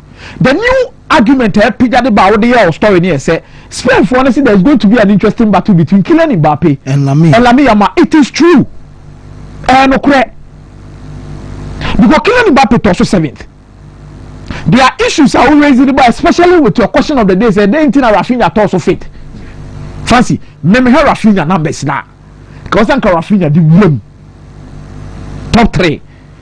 But the issue also comes into it again. Numbers then it means no Sanka Musala so Basro. No Sanka Musala so Basro. But fancy, the criteria for awarding this particular, you see individual performances in a numbers there were impressive performances. Okay. Match after match. That is what puts Lamine Yamal in distinct bracket among a lot of players. And the numbers no 9 league goals. But the impressive performances night after night, especially in the league, the Copa del Rey, and come to think of it, the Champions League where they reach the semi-finals. Now you look at Vitinha, the influencer will not fancy. Vitinha the energy. What for individual performances no kraton chain say. Rafinha bro Vitinha so. But no credit na fancy. Vitinha J the Nations League Mike Meboa. The Nations League now or J or J the treble. And in most of the games, no be highlighting the importance of Vitinha in the system of Paris Saint-Germain. Say Utuna say what to be. But maybe I'm surprised him near John Neves de Fabian Ruiz, which I actually believe some commitment bomb Kakra. But Real Madrid having players like Kylian Mbappe, Jude Bellingham, coming now on these particular discussions, let's see what next season is going to bring us. But the biggest drop off is Vinicius Junior, who moved from the number 2 position straight down to number 16. Fancy, Emi say we Vinicius in common na ye dia for this past week na ma gadi won komo with how no me city drop the man in the way affecting no. But it opens the discussion up for a new battle in the Spanish La Liga. What you say to me?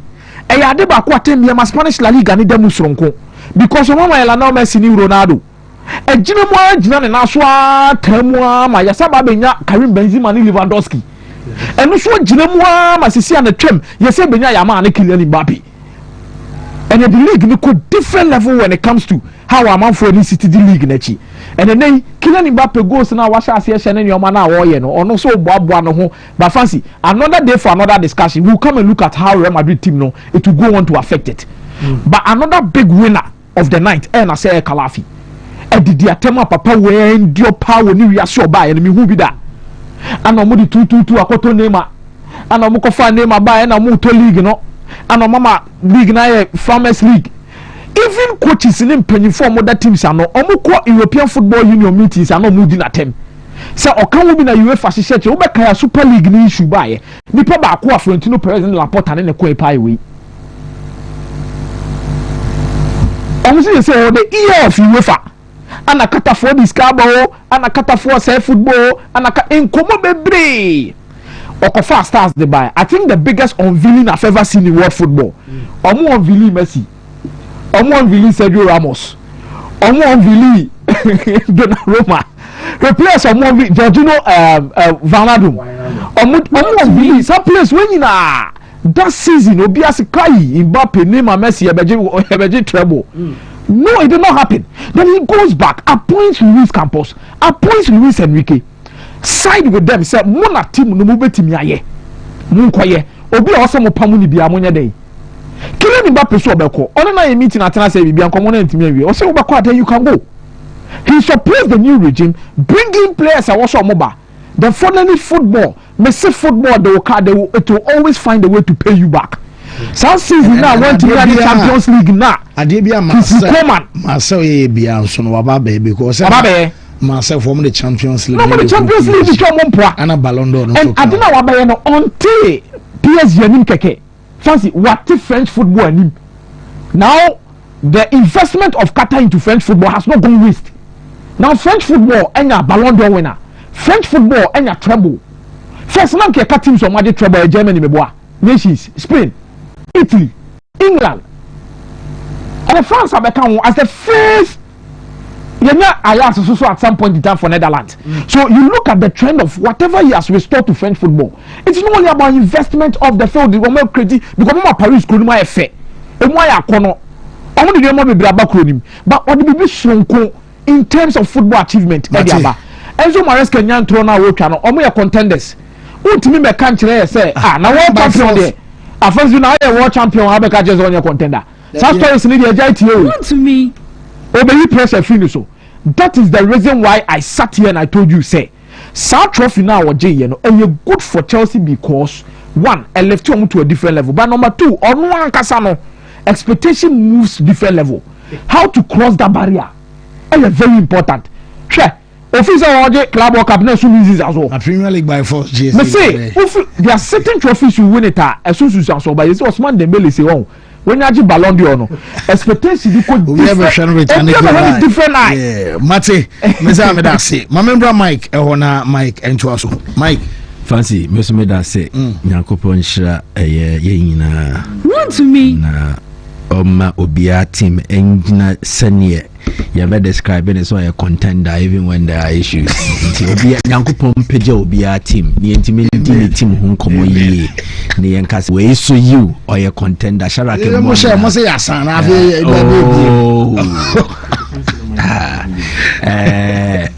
Shadrach Mwame na yanyadi away. Okay. With the picture be man. So bet me there to so am maybe on set is on skirmishes.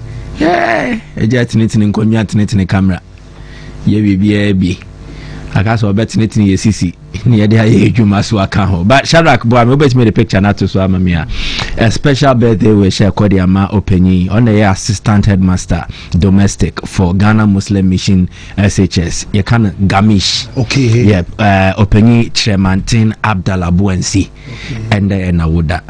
enti we every sports team no ana teacher ono ankasa ne Haji Aba. Oh nice. Haji Aba say yeah wishing ne papa a very happy birthday. Yakupon shano na onto ne nkwem omade oye nyina so entimi enwie peye.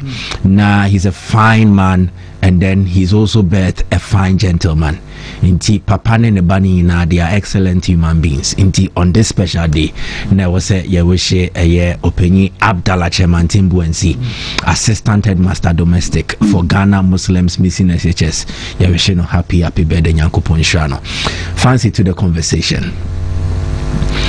Dembele nkomo no and it forms part of the beautiful football stories Adebia and they share your home crying in our daily lives. The Dembele fame, you know, and the Andrew display, you know.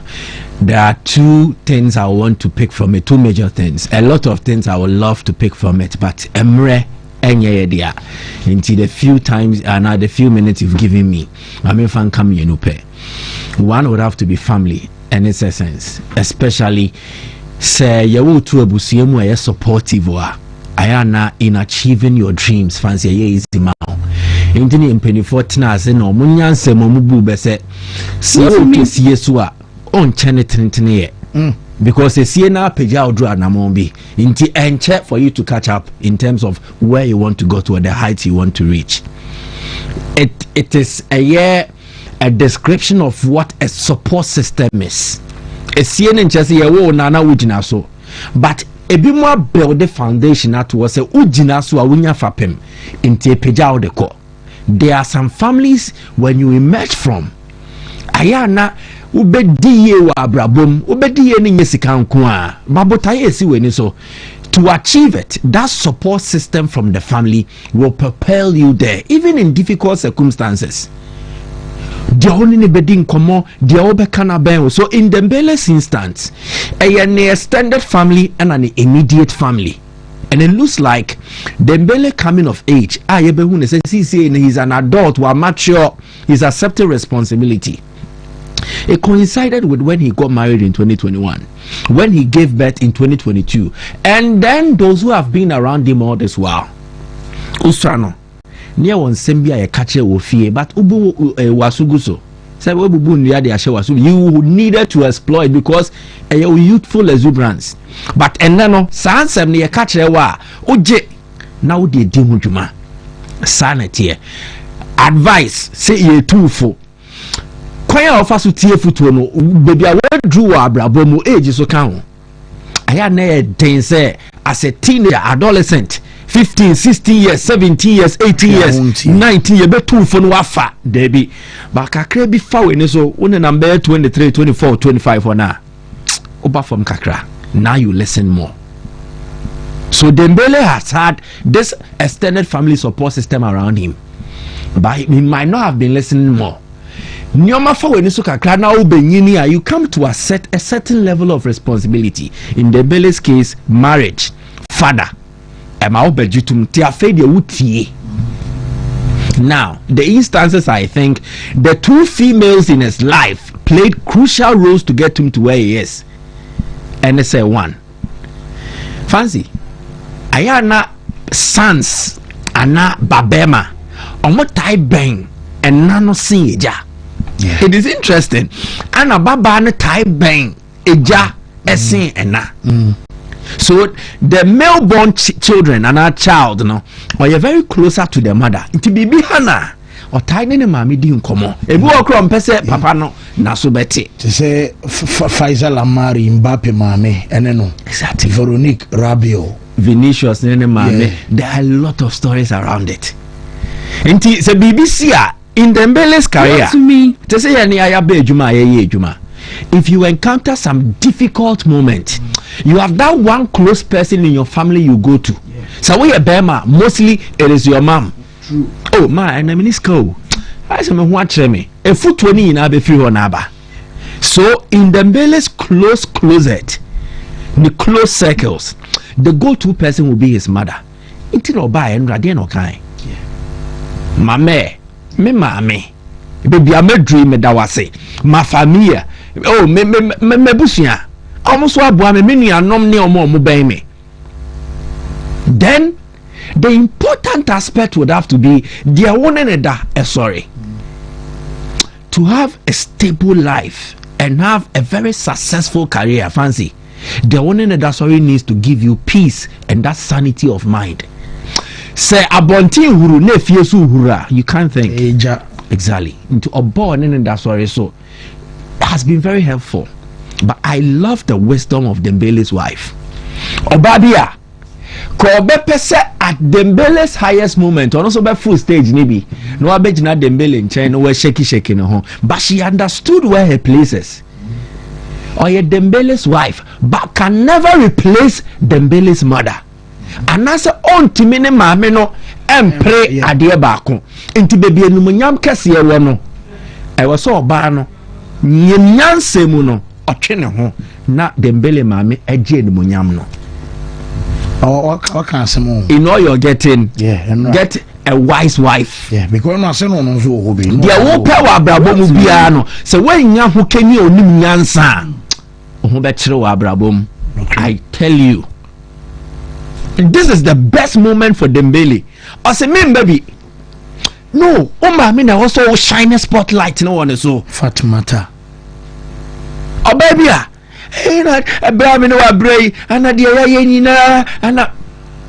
but she accepted. This is where I am. Me level no. Andrew, my dear. Yes, because we can change partners. A wife can change a husband can change a wife based on circumstances, but you can never change your mother. This is a woe nebe faniko. But when you look more, who do you replace with? So this moment is for Dembele's mother. It is not for me, his wife. And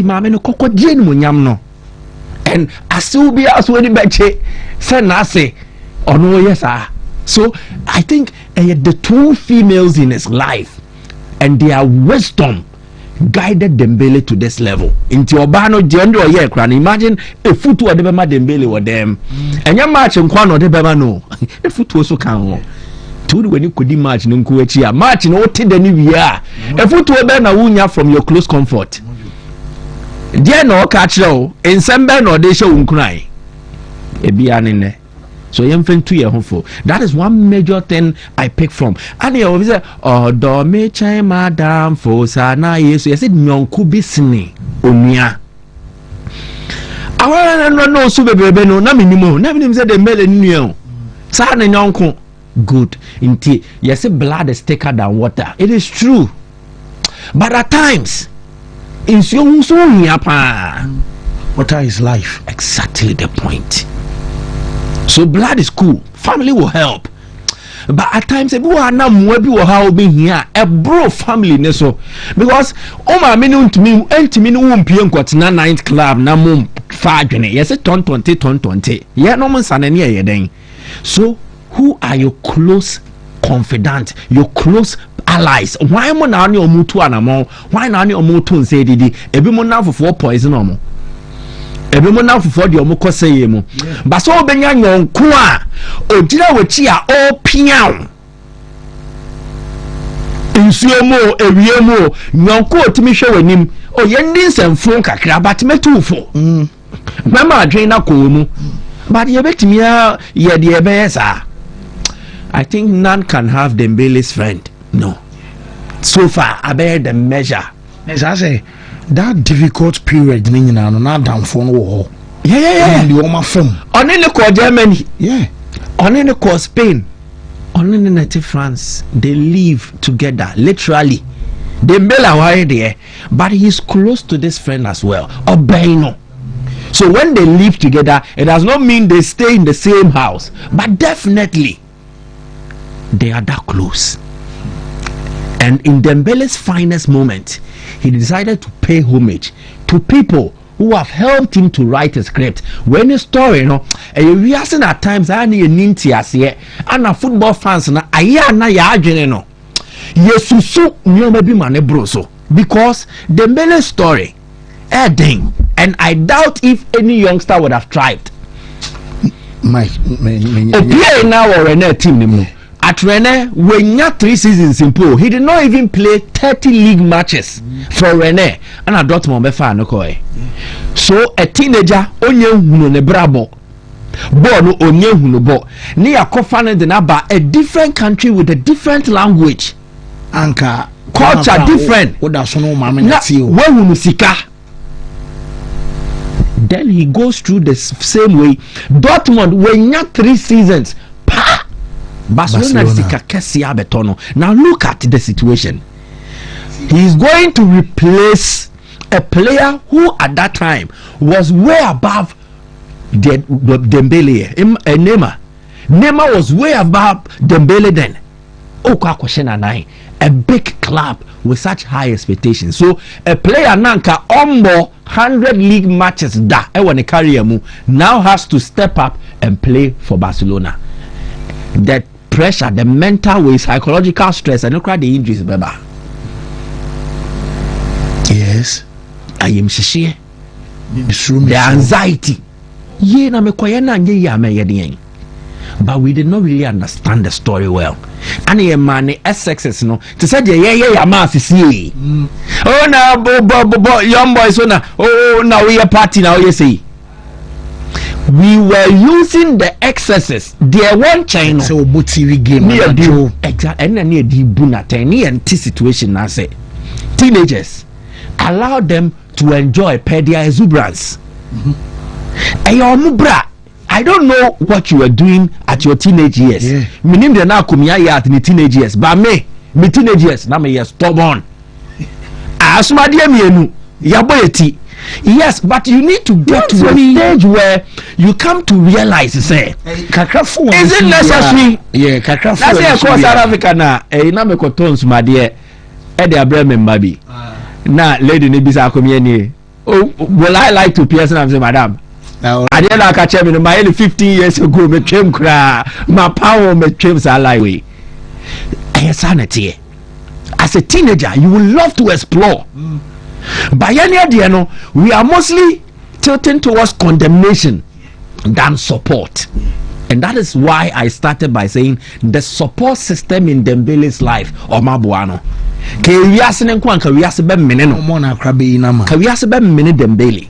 But the support system around him pushed him to that level. Luis Enrique, the tactics anyway, but you also have to give credit to Xavi. He started this. Basa for you and say Aquawi. Montonentini baby. That was why Xabi was so embittered when Dembele left for PSG. Or say said Dembele betrayal.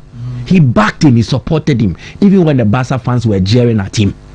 Dembele's renaissance in the rebirth na it started under Xabi and the Courtois so Luis Enrique. It's a beautiful football comeback story. Rafinha and Tremuno. Guys, I think yes, numbers will produce he deserves to be in there, but I don't think Rafinha was better than Vitinha and also better than Salah. Faith no one obedi. Criteria be normally awards yeah, the criteria nine yeah the better to one year didn't come away. And I want to entreat everyone say yendi touch emotions from the conversation. I love this guy in the season is hard. We Dembele comeback story if you are. We story in the next comeback story. Big, heavy. Exactly. But the point is, what did Rafinha do? In the Champions League, only Dembele created the most chances. You mentioned individual records. What he produced. Okay, fine. Goals we have goal involvement and goals plus assist. Did Rafinha have the most goals plus assist in Europe last season? No, Mo Salah. Individually, Salah had more goal involvement across the top 5 leagues 57. Than Rafinha did. Rafinha and Bro Salah so even a scoring records, any goal involvement, Salah is higher than Rafinha. Individual prizes, Salah won every individual prize ever Premier League in him. The playmaker of the season, the top scorer of the season, the Premier League player of the season, the FWA, the Football Writers Association player of the season. Salah sweeping in individually. Rafinha on the top scorer of La Liga. exactly the point. So he had a fine season per standard, but individually he will pale when he's compared to Mo Salah. Near measure achievement. Where the domestic treble, Salah J1 pair. So or the a combination of collective success, no, or the bro Salah. So he went further in the Champions League than Mo Salah did. And to bet me a piaka said then my team no deal room no or to me yeah idea. But we forget one thing, fair play. Me pese obi abiana me pese statistics no me cha obi anya bi call ballondor.com. Sharak so betimi bi I can even do screenshots for him. Call ballondor.com. You will find the award categories, nominees and results. All players need to be a place here, bosso. It will open for you what they consider. So for Mo Salah, the fair play, Salah nya just 1 yellow card. Rafinha nya 9 yellow cards. That is the fair play category. Okay. Rafinha nya 9 yellow cards and a 2 matches. So if you compare Salah and Rafinha, individually Salah was better than Rafinha. Collectively Rafinha achieved more than Salah. But individually Salah achieved more than Rafinha. Fair play, Salah was better than Rafinha. 1 yellow card to 9 yellow cards. Yanko Vitinha so. Many utie yajitum. Edu maybe near a campaign. Vitinha for Ballon d'Or. Vitinha for Ballon d'Or. It tells you his impact. Yes, a fatia efatan kroma na edien. Bekwen so ne di fatano wa kono. Vitinha, just as Dembele is important to PSG's attack. In fact, so yeah, attack sequence involvement for Champions League. Dembele na number 1. It tells you say PSG's attack. Say Dembele ni mua and CP attacking sequence or babeji ball no draw pass it Newton becheche mu ha plenty times. Good. Now the same applies to Vitinha. PSG's build up phases, he was the most involved player. Team Wayno now among building up without Vitinha, he was the key cog. Without him, they did not have a midfield. In fact, you can separate João Neves from PSG's midfield. Fabian Ruiz free PSG midfield. Vitinha Firma, there is a gaping hole that needs to be catered for. Start vacuum and lacuna, as soon. That is exactly what Vitinha did. But let's do the basic things. He was the best midfielder in Europe last season. No Bianene Monse. Rafinha was not the best attacker in Europe. Again, team success. The Barcelona be a PSG of France, but PSG the big car competition. You share your boy, we were better than you. We won it. You call Club World Cup. One Kobe. You call final. I was also a key player in there. Now you call national team. Portugal for the ball Europe, Rafinha ball Brazil. Fortunately for Portugal, there was a UEFA Nations League to compete for. Also, the span of the Ballon d'Or, it ended the 13th of July 2025. Normally, as I see players new year, so it means that within that period, competition be able to be a international recognition. You ever consider the Nations League, the Club World Cup was factored. Rafinha was not there. Vitinha was there. He won one, finished as the finalist in the other. Or the Nations League, and he was a key player for Portugal. After Portugal, JN campaign started here, Vitinha for Ballon d'Or. In the end, Rafinha too. No. Again, fair play. Vitinha had 2 yellow cards. Rafinha 9. Vitinha is a midfielder. Obey more tackles. Rafinha more yellow cards than him. So these are the explanations. Yeah, when you maybe you see, sentimentally, I will back any case. Oh, Rafinha sees he and can also to me room top 3. But what I've mentioned, the OD4, the OD5, the OD3, Rafinha, Omobro Rafinha so. Lentias, yes, he had a fine season. There are many among Yagri and Kamani, and so you call website, Sharak for Momo number, send me. Why? So player behind the all click. Oh, what's what? A be yeah, just pick it, do it on your own. Where Ballon d'Or for Nadia? Oh, click it with be Yama. Oh, click it with be Yama. There will be I consider the year. I'm going to remember Pukopa Club World Cup and Conference League and more than mono and one the page and the bedroom. So let's accept and understand these things. That is how I work it. It's unfortunate. So when to me and Why? Intimacy akumia ba. O de me nja o nkonia. Why? Okay. Well, Mike me that say yemre na fi yemre to aso na ye ne 3P4 ebewie sisia Mrs. the on chekranti any 3P garlic mixture and so be Mike ko say Mrs. there Mrs. akumia Mrs. Jenfi, okay. Mrs. Akumia, Mrs. Now where there? Okay, what just with the next and one? Well, now, Sando Conway. You know, so baby, okay, Ben Comway. Medase, Robin Chawati for no washer for you and a pay.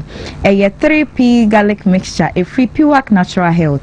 Garlic crogenia, the aye, Doni and Funky, jam fence, will be unfremo, and Utimo Deno, a janenaso, na a yentim, Akumem and moja mojuma utie me wo hweme wo ya de bi ewo wuntini mu akoma no moja nim dia edura be kanfo edi ama 3P garlic mixture ebo na boost immune system ne so de ama enunti ade efre ne ade entiment na wo so abra wanonom edupai bi se wonya nto bia me sorry abora pharmacy shop bia eben okoje wo de na ne abusua ne nyina enche na monnom na ene ye hwe hypertension yare efre ne say high blood pressure ha adwene pa ekuni papa ebi wo so a asem keto bi be fi na wote wo yam hyewa na kwakofa wo ediaba ede na de saya de eba ansa na no je doctor number no na friend sisia checho yade no how ne mu ekre no waye krado se otie na waboa wo doctor number 0248 92 88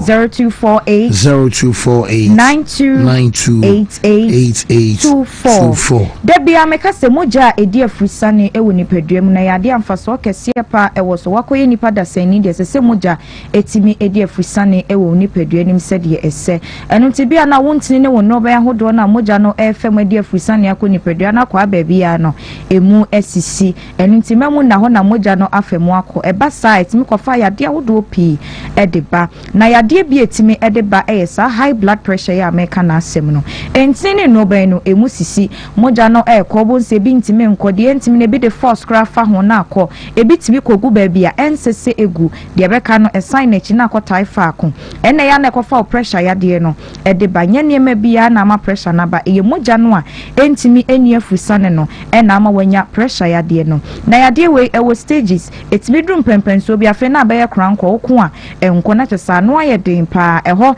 ena wan hwe ye pressure duro de bi nka ho a e baketo bi e ka ne ho a o na kwakofa wuwo ede aba eno to ye obi a wo pressure anase unyanya bi mpo a eya ne de futo bebre ekoma hwe wadie mu yie se de be ya moja betimi de afrisane abribia woni paduanim ne nkonkofa pressure ya de ni bi emro eno nti wotie me o hwame udi nchine bebre a mesra ujai na emwa tenchini na wudi ni bebre ne so bi okoto aduane a me de manchine ni nkomo na mini pressure woni bi na so betimi anya bi abra wudi di enchine ni bebre no ade bo ni paduane my friend say sodium na chese enchine no ebi wo ni paduane mu dada the more na wudi no now sodium content na woni paduanum ayekese gise ni paduane sa twin so foforo flash enchine na abamu bebre ni bi out eyesa no na walls na eso mojanim ne so pressure aba so eba sa emwa ni paduano de bia na kwakofa ohaw ede aba wo hwe ho so ye na wodidi ye no na wononom edupa eno ane 3P garlic mixture obia agiatum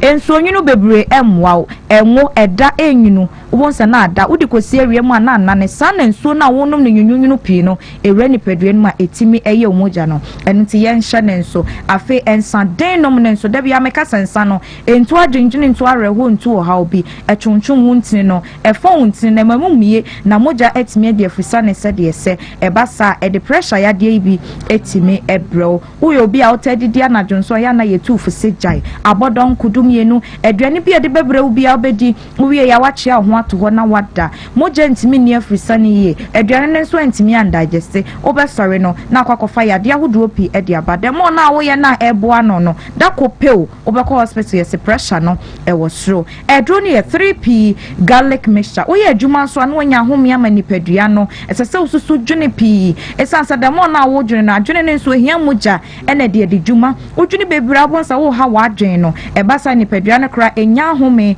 e ma ne ho na dwuma esese edi ne nso etimi edi ne ye na home remedy bi nso wo ho no ma betimi aye wo fie a ebeboa ama sa pressure ya de we no entimi emetena wo so eno nti wo hwe me na wonim eye dandelion na doctor Simen kan cho se dandelion na fa bitter leaf eye wonyo ha ban no fa bi fra na odi akakadro kakra bi atum na wa blend anonom ne kakra sa na watch me ensantem no ubehu sacha ye pi ewo nipadua ne so anya sa dia me so tumi ka ko pharmacy shop bia ebewo ko pe 3p garlic mixture drebi na nonom na emwa entu pressure ya de no emfri wo so ohumi a ensisi so wose na koma ebo ntentem ebo ni periperi eja utipaye ohunam nyina eye wo mre obo etwetwew anasa ni subidie na aba osu ni nyina ye nsunsuanso a eche wo se ebi ana pressure ya de no ebi ebo awura ni padua nim na watutumi ka akope 3p garlic mixture na obi agye atum ni bi na wanonom na aboa aba wo ho ban na se de da ya na ye ka no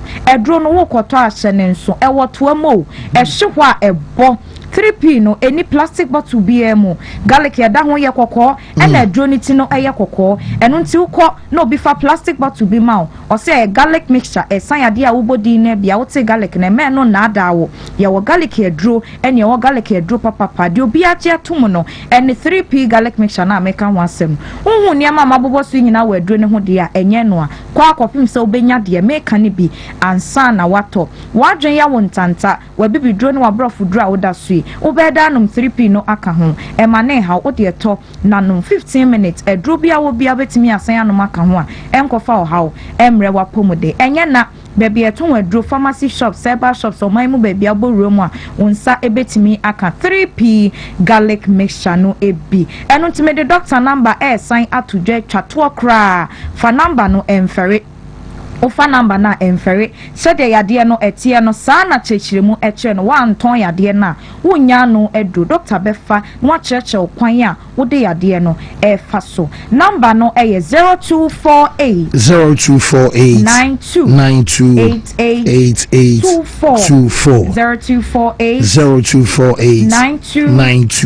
88 3p garlic mixture minya be mamede Mate, yada say the pharmaceutical shops, herbal shop, BMO, 3p garlic mixture, okwa obenya bi, and so at a couple brainer, yama me share a day few so Benwa House of Folk, and so drinks 10 Cabo. Fancy. Yes, sir. BBI have a code. Oh, already have them. Yeah, good. BBI fine. Yeah. Sir, confused why she said the work now. Sam. Fear shipa. Say good stars. Yeah, good stars. The wine echo. The ete maske. Masoko na do. Okay. It's here. Say, umbetimi. I will BBI no more than a co. Na BBI fine. But sir, coach from Paul Manson G League in ma. Good stars. Yeah. And was akwaje top 4. Yeah.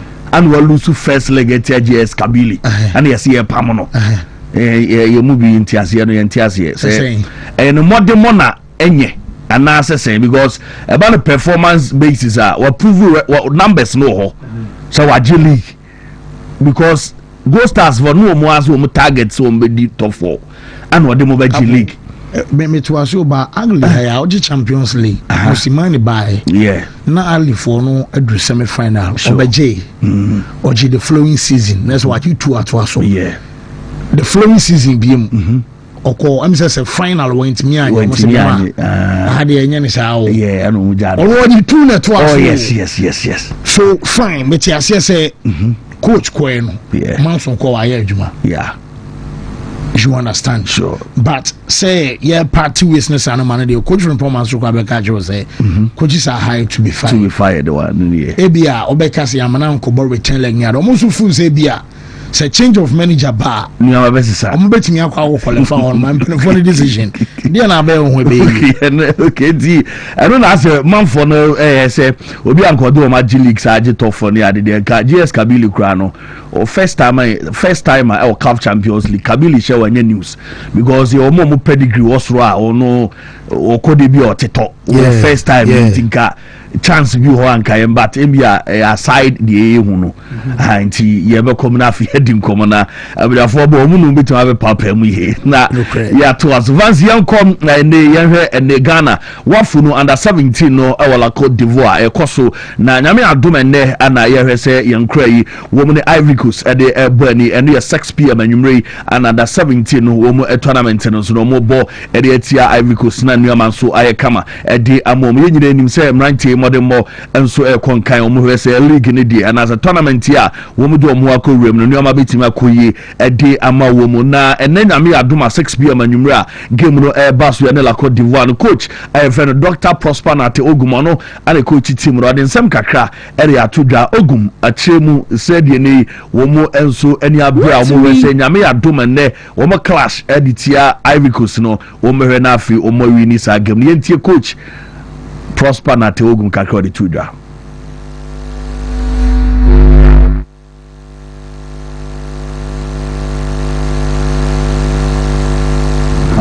Well, yeah, say coach, are you ready? A bit more to us now. Yeah, this uncommon. What you say? Oh, my dream any players, no, and so dear, almost share any say mentally, no, more I prepared. Into coach, are you ready? Into I think we are very ready. If you look at what we've done so far after the game, the 2 days, just after the game, we had our session. We spoke about the match. We've had a video session.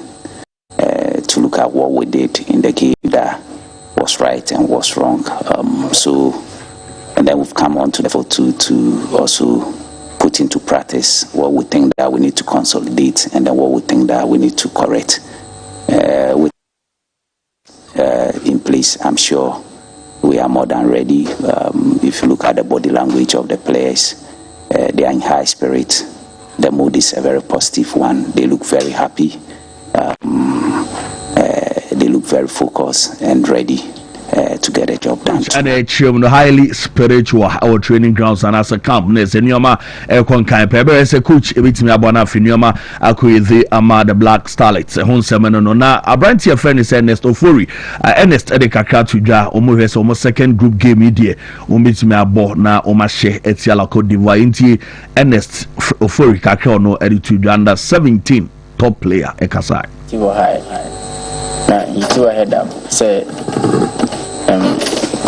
young we because na yani shidanji yani ajibane yani shidanji sa was ye ko say ko wini right first minute na yenya red card and ha ma yanti board yes say by your next game we dey make sure say you fully prepared so yeah, give you I don't say my bana if you Black Starlet na fi dearly area or the Black Princesses na ye din come na my so o mun so tournament o we say wafu no we FIFA under 20 World Cup qualifies no and ye ball Africa in session no na e ma no enso modemo o mu ko Tunisia e ko ball she o mu 2-0 ama ye hwe say o mu e beba Ghana na fa ma be host second leg no na ne o matima ko o ma be do Ghana a o mu train a o mu be prepare for second leg and also a bit to 20 the Black Princesses and my and I will show more return I did in some kakra and so they back to Ghana Premier League no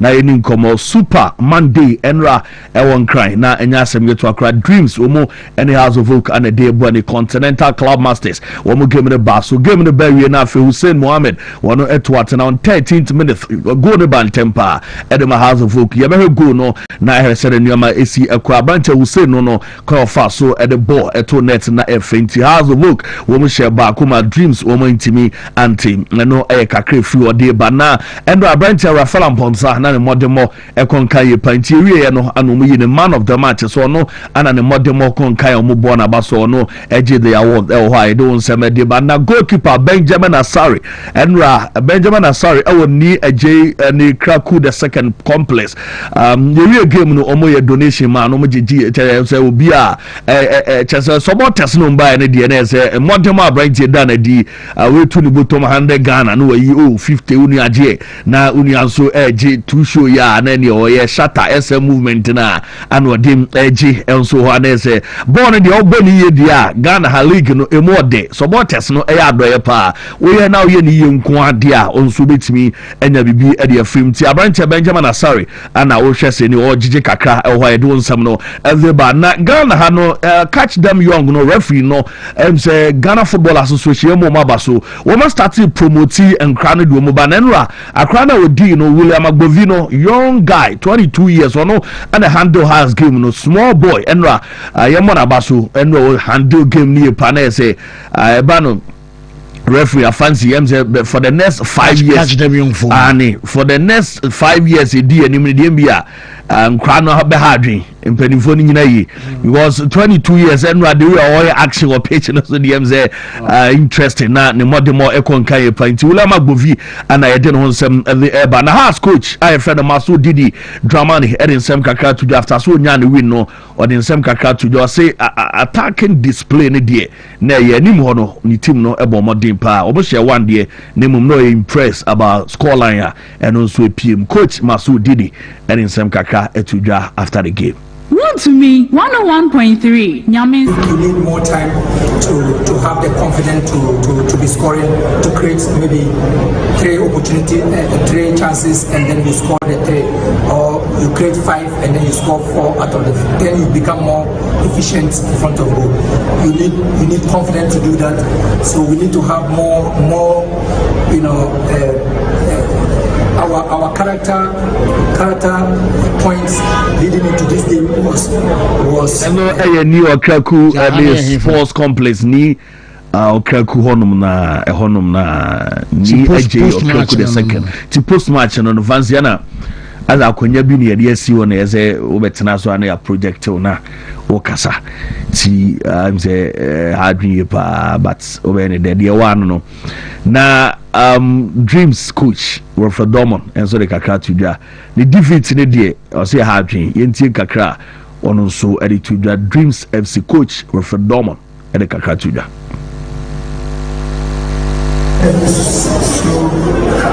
We wanted to play from zone 1, zone 2, zone 3. Of course, we knew beforehand that us is a pressing team, so this game was going to be difficult. And then against the run of play, they scored. We began to open them up. We straight them for the flanks. Our win play was very, very interesting. But we lacked the cutting edge.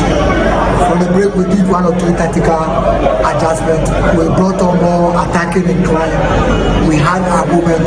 We created a decent number of chances. But then the finishing was problematic.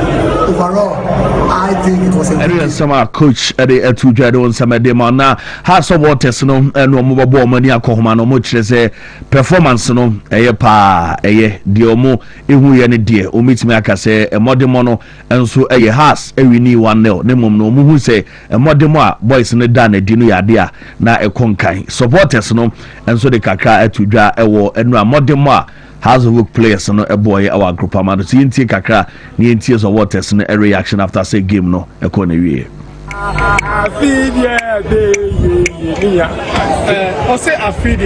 yes they win near Japan. Oh yeah, one day on how to focus. Omega say any day na me na for any day I want to be na me na ati I want to kemambo ni na kae kemambo ni na kae kemambo ni na kae ebe wa before the game. Yeah, and day coach Maso Didi Dramani no anafe supporters no ano mo bo samamono na say omo wini ba ko dia omani ji na no anu ya no mo say omo bo mo first match omo say yamba Maso Didi and then omo bo jamade man say kroma de wini ba ko a obejo fans ulusu ba ko a obejo sack eno dey free o e dey ba na league table no say in city after match day 2 no o say the fixtures no and say league table no city Mediama for no 6 points, Heart of Lions 6 points, Karela 4, House of Oak abenya 4 points, Swadro All Blacks 3 points, maybe any Gold Stars 3, Womo abo 1 game, Kotoko Enso 3, Womo abo 1 game, Nations Enso Womo 3 points with 2 games, Womo abo say and a table no so ACL after 2 matches no and doing some the Maneze or match the 3 the House of Oak Womo game no only 11 wonders at the Babu and the Diana and the Swadro All Blacks Ebabo Nations Ebabo FC Samates and a Heart of Lions Womo Brochem United at the Boy Vision Woman for at the Boy and a Young Apostles Ebo Dreams and a Karela for and so Ebabo Mediama and a outstanding games you know a Gold Stars any Brekum Chelsea and there's a Ebo and a Basakoli Stars any Kotoko and there's a Ebo Nina no Ebe outstanding games are ebetimi akoso now fancy Young Apostles Womo Evenu no se say the omatimi approve e dia mum na Abrefan Ketia Stadium no ewo wanchi e say e approved no mo say VIP no anana omu enye hoyi memum oma fixe chairs ne kama e wa green no and black o my chairs no nice one of VIP on pa nti say the omo next game omo third fixture no omo ball etia dreams nti eno omo ball ewo wanchi ho and good news at the moment mate kakra wo no wife wo mate me da say me say amomre na afi emra be hwe na area na couple so ababeto so e dey fronti emra house of folk akwago fa win ana aye coaching so Go Stars eja from Paul Manson so ekwani other stories yenkwe. Yes, fancy first of all ma yenko yenuanom eduman for no eduman senior high school once na no ada no mobile hanom after so mo year the Milo games ni we no na almost ye justify for the 2025 GHS leavers no it is a we junior high school na oni bobo oni makako ade bia sports bia no we are quick we enfre obi en go number ma talent na fancy na fie be kase na fancy na momwaye mompeba bi mi enko we school na quick because we see so many great people come from Edumai. Any lady we no so ko US. Lady we no ko US no. Edumai no ko you. Nti uni bibi ya ko numbers ni so ne go ase nti obetimi afre omo na bibia etimi afre. O frɛ for day. O frɛ for day. O de se sa anwa na ko. Fancy me pass na aka o frɛ ye day. I'm crowd from Cramer. Oh, Friday. Since I know man also Nikoni Street. You want so beside driver Biado. Driver Biado Beko. This is Aloma Nikoni Street. Na M1. Fancy. M1 with the kind of decision a baby and go start taking us at this time. And no mum dear. Na we show signals na. Nanka fancy. I don't need the enable base cafe pom so you manage the Ombejano coin. Nemo ma ban temama medodo. The entire band temama me no dodo ne yes fancy wo hwe ho no 1 minute wubuo as a club wo hwe ho no 1 minute wubuo. There may be issues about ABA league no mokoje ye no because the rate at which Ghanaian clubs saki coaches be a specific moment no makes me think say as a league na coaches in ebo. Oh how? Oh yes. Because fancy maintain your maybe say obi a Premier League winner for the first time in your history. Free so ba Ghana Premier League ni bi no. Only Premier League ni bi da. Coach do wa ba beje. Amodo akobo JS Kabi game of here. We all admit say there were certain technical and tactical mistakes in the game. You know admit it. But to go to the extent say me because say he lost to JS Kabi no. E chesa say who be so JS Kabi. Omo che say e nu nti no mo yi na di. Na first na dey go there. And I make say nyoma mienu. Say JS Kabi match ne dia. Then you are forcing us to believe say league na your Nigeria. Harintina ma so kaza. Because definitely Obasaki coach. Obeji Champions League. Am here pam. Fancy Obasaki coach. Nti no nti en kasa nyono na dey Champions League. Obasaki coach me ye kro mo ase Obasaki coach. We can have a discussion about pure technical reasons and tactical reasons. Because G League ni e first league game we need 2-1. Meboa. The first game of Paul Manso, even so on Kotokoso ball champion of champions no. Olusi ball ko je Gaka top 4. Yes. It was the league. Or what you got cut off for? Fancy fast forward. But what about the first league game of the season? We're really by 2-1. Wako prepare. Wako bo JS Kabi. Anana mo so so ye mu ne. Mu nyoma bi mu no na se mu ni se JS Kabi nye timo beti ma shamu ana. Inti se memen enye JS Kenti no masake ne dia. Then fancy me no kwani nyame they are trying to tell us on the ball league no. And yes sir, I'm really thinking say they've been ungrateful with coach Frimpong Manson. Am I ungrateful? Am I ungrateful to Frimpong Manson?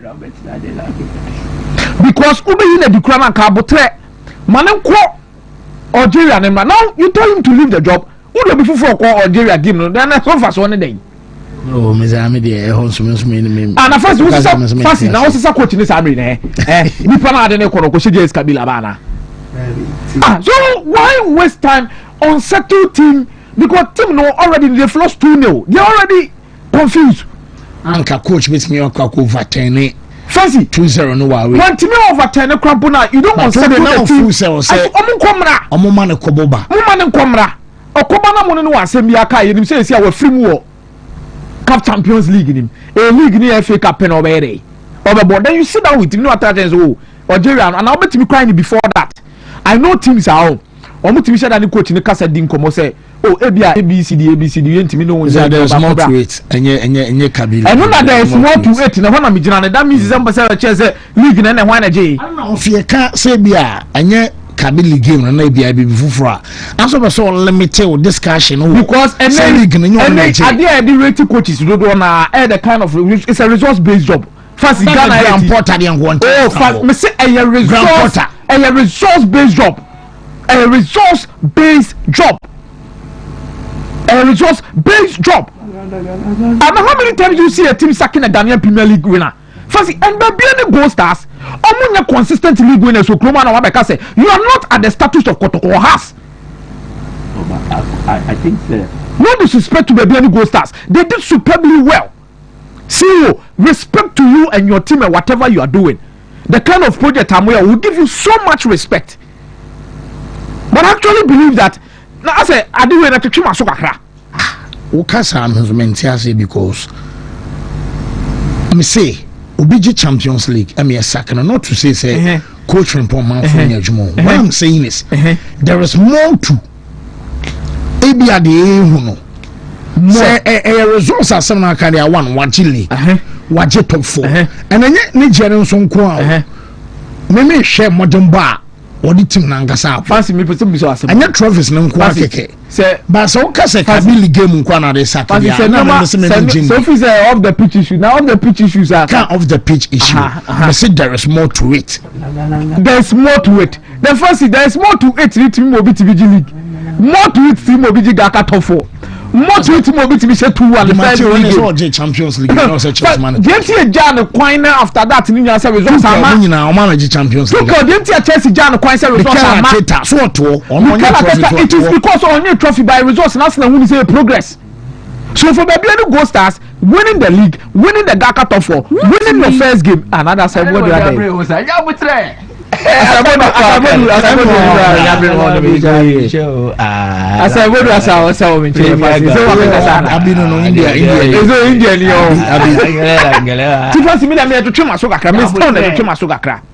now House of Folk across Dreams FC by 1-0. Yeah. Good results. Yeah. At the start of the season, after a frustrating draw against Hoho United, House of Folk finds a way to beat Dreams FC after a frustrating result against Hoho United. Fancy, MSF first game the pressure by. I'm not saying it's a pressure say the did drama but I think the House of Folk supporters feel like we've had a solid Gaka top 4. A solid Democracy Cup game against Accra Great Olympics.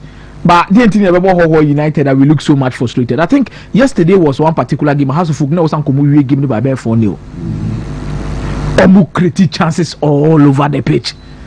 Dominated. They really showed. They said they are ready to play the league. Fancy, remember they can't catch us a House of Folk team. Because one, they have a very experienced goalkeeper and the number 1 for the Ghana Black Stars. Kroma say na nke wo bi obo starting Blasters or Bomber Club akabenya didie say we die or are there different element to your team. na minyabotrehwe Mohamed Hussein. This could be a breakthrough season for him at the top flight level when it comes to Ghana football. Big deal, no. How he opened himself up, the body, no. Now had the spot now picking, you know. Fancy, very intelligent, very intelligent. Omono United are they preventing from influencing the game so well. Say Abdul Karim ne Opon Afrane the boy.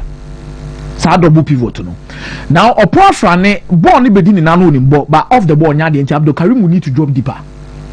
Or dropping deeper. I want to say now no never been penalty box na mouse anyoma we bi no. Ono so be actually offer ball ni mu no abre. But I know almost sa Opon Afrane ne start game. No na Ransford. Only Abdul Karim the boy. Meaning say you have a player off the ball aggressive, on the ball solid. Abdul Karim ever the opportunity Ama Hussein, and this is what say how to focus so munya the best out of Hussein. I think you can start dropping body baby because one, he's a very good goal scorer. Two, he's a very good passer of the ball. He can create a lot of chances. And then one evident. Then we have Bobby Basu say football and casa confidence but more a different stage. One a goalkeeper Benjamin aside. I will jet on the boss. Bobby say press that so I jack confidence. Oh this well Mike Bray fancy me that say it's a trend. It's a Gold Stars eja Frempong Manso kwanya abeye trend bi a akaho enra na medin come about the consistency your clubs no any be maintaining the technical structure. It is not the first time team Edge League will Ghana na the season after Weja coach ne kwan and say the next 2 seasons after Weja coach kwan and your first time in the post-COVID era has Edge League Samobodu Nedi Omoje GFA Cup. Yes, the next season 2 seasons next he was moved on, not a continuation. After Samobodu ye how has the folks struggled coaching and Omonsabe candidate Dramani has a GBA no who won the league next Asante Koroko and so by G League with Prosper Natogum he left the job, so no continuation of the project he had started from the technical point of view.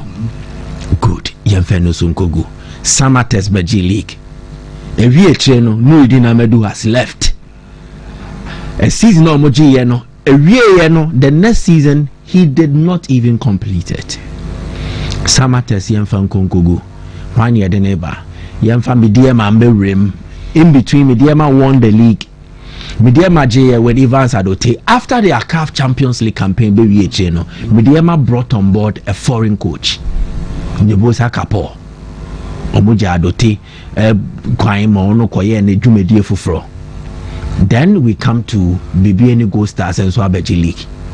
But just 1 game in the league, 1 game in the CAF Champions League. Omoja coach Kwan be the quickest time Omoja coach Kwan after winning the league. But it follows a certain trend.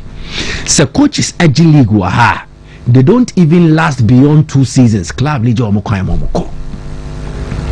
So it fits into the kind of project that your clubs no running. And why a long term and until to me more a sustainable model bring a sustained level of success and continuity in Africa. One of the reasons. The other reason your first net 4 neko and the 2 neko. First 4 neko no anya share no you get team beer in the 3 seasons or bet me ako 2 bi. A bit me a bit me has. And it is a 4 na Ghana present here, 2 in the Champions League, 2 in the Confederation Cup. Maybe out of 5 seasons, na kono kwa komumi ensa. Consistency no. But yet so bad too no. It means the likely will say best every season it was true.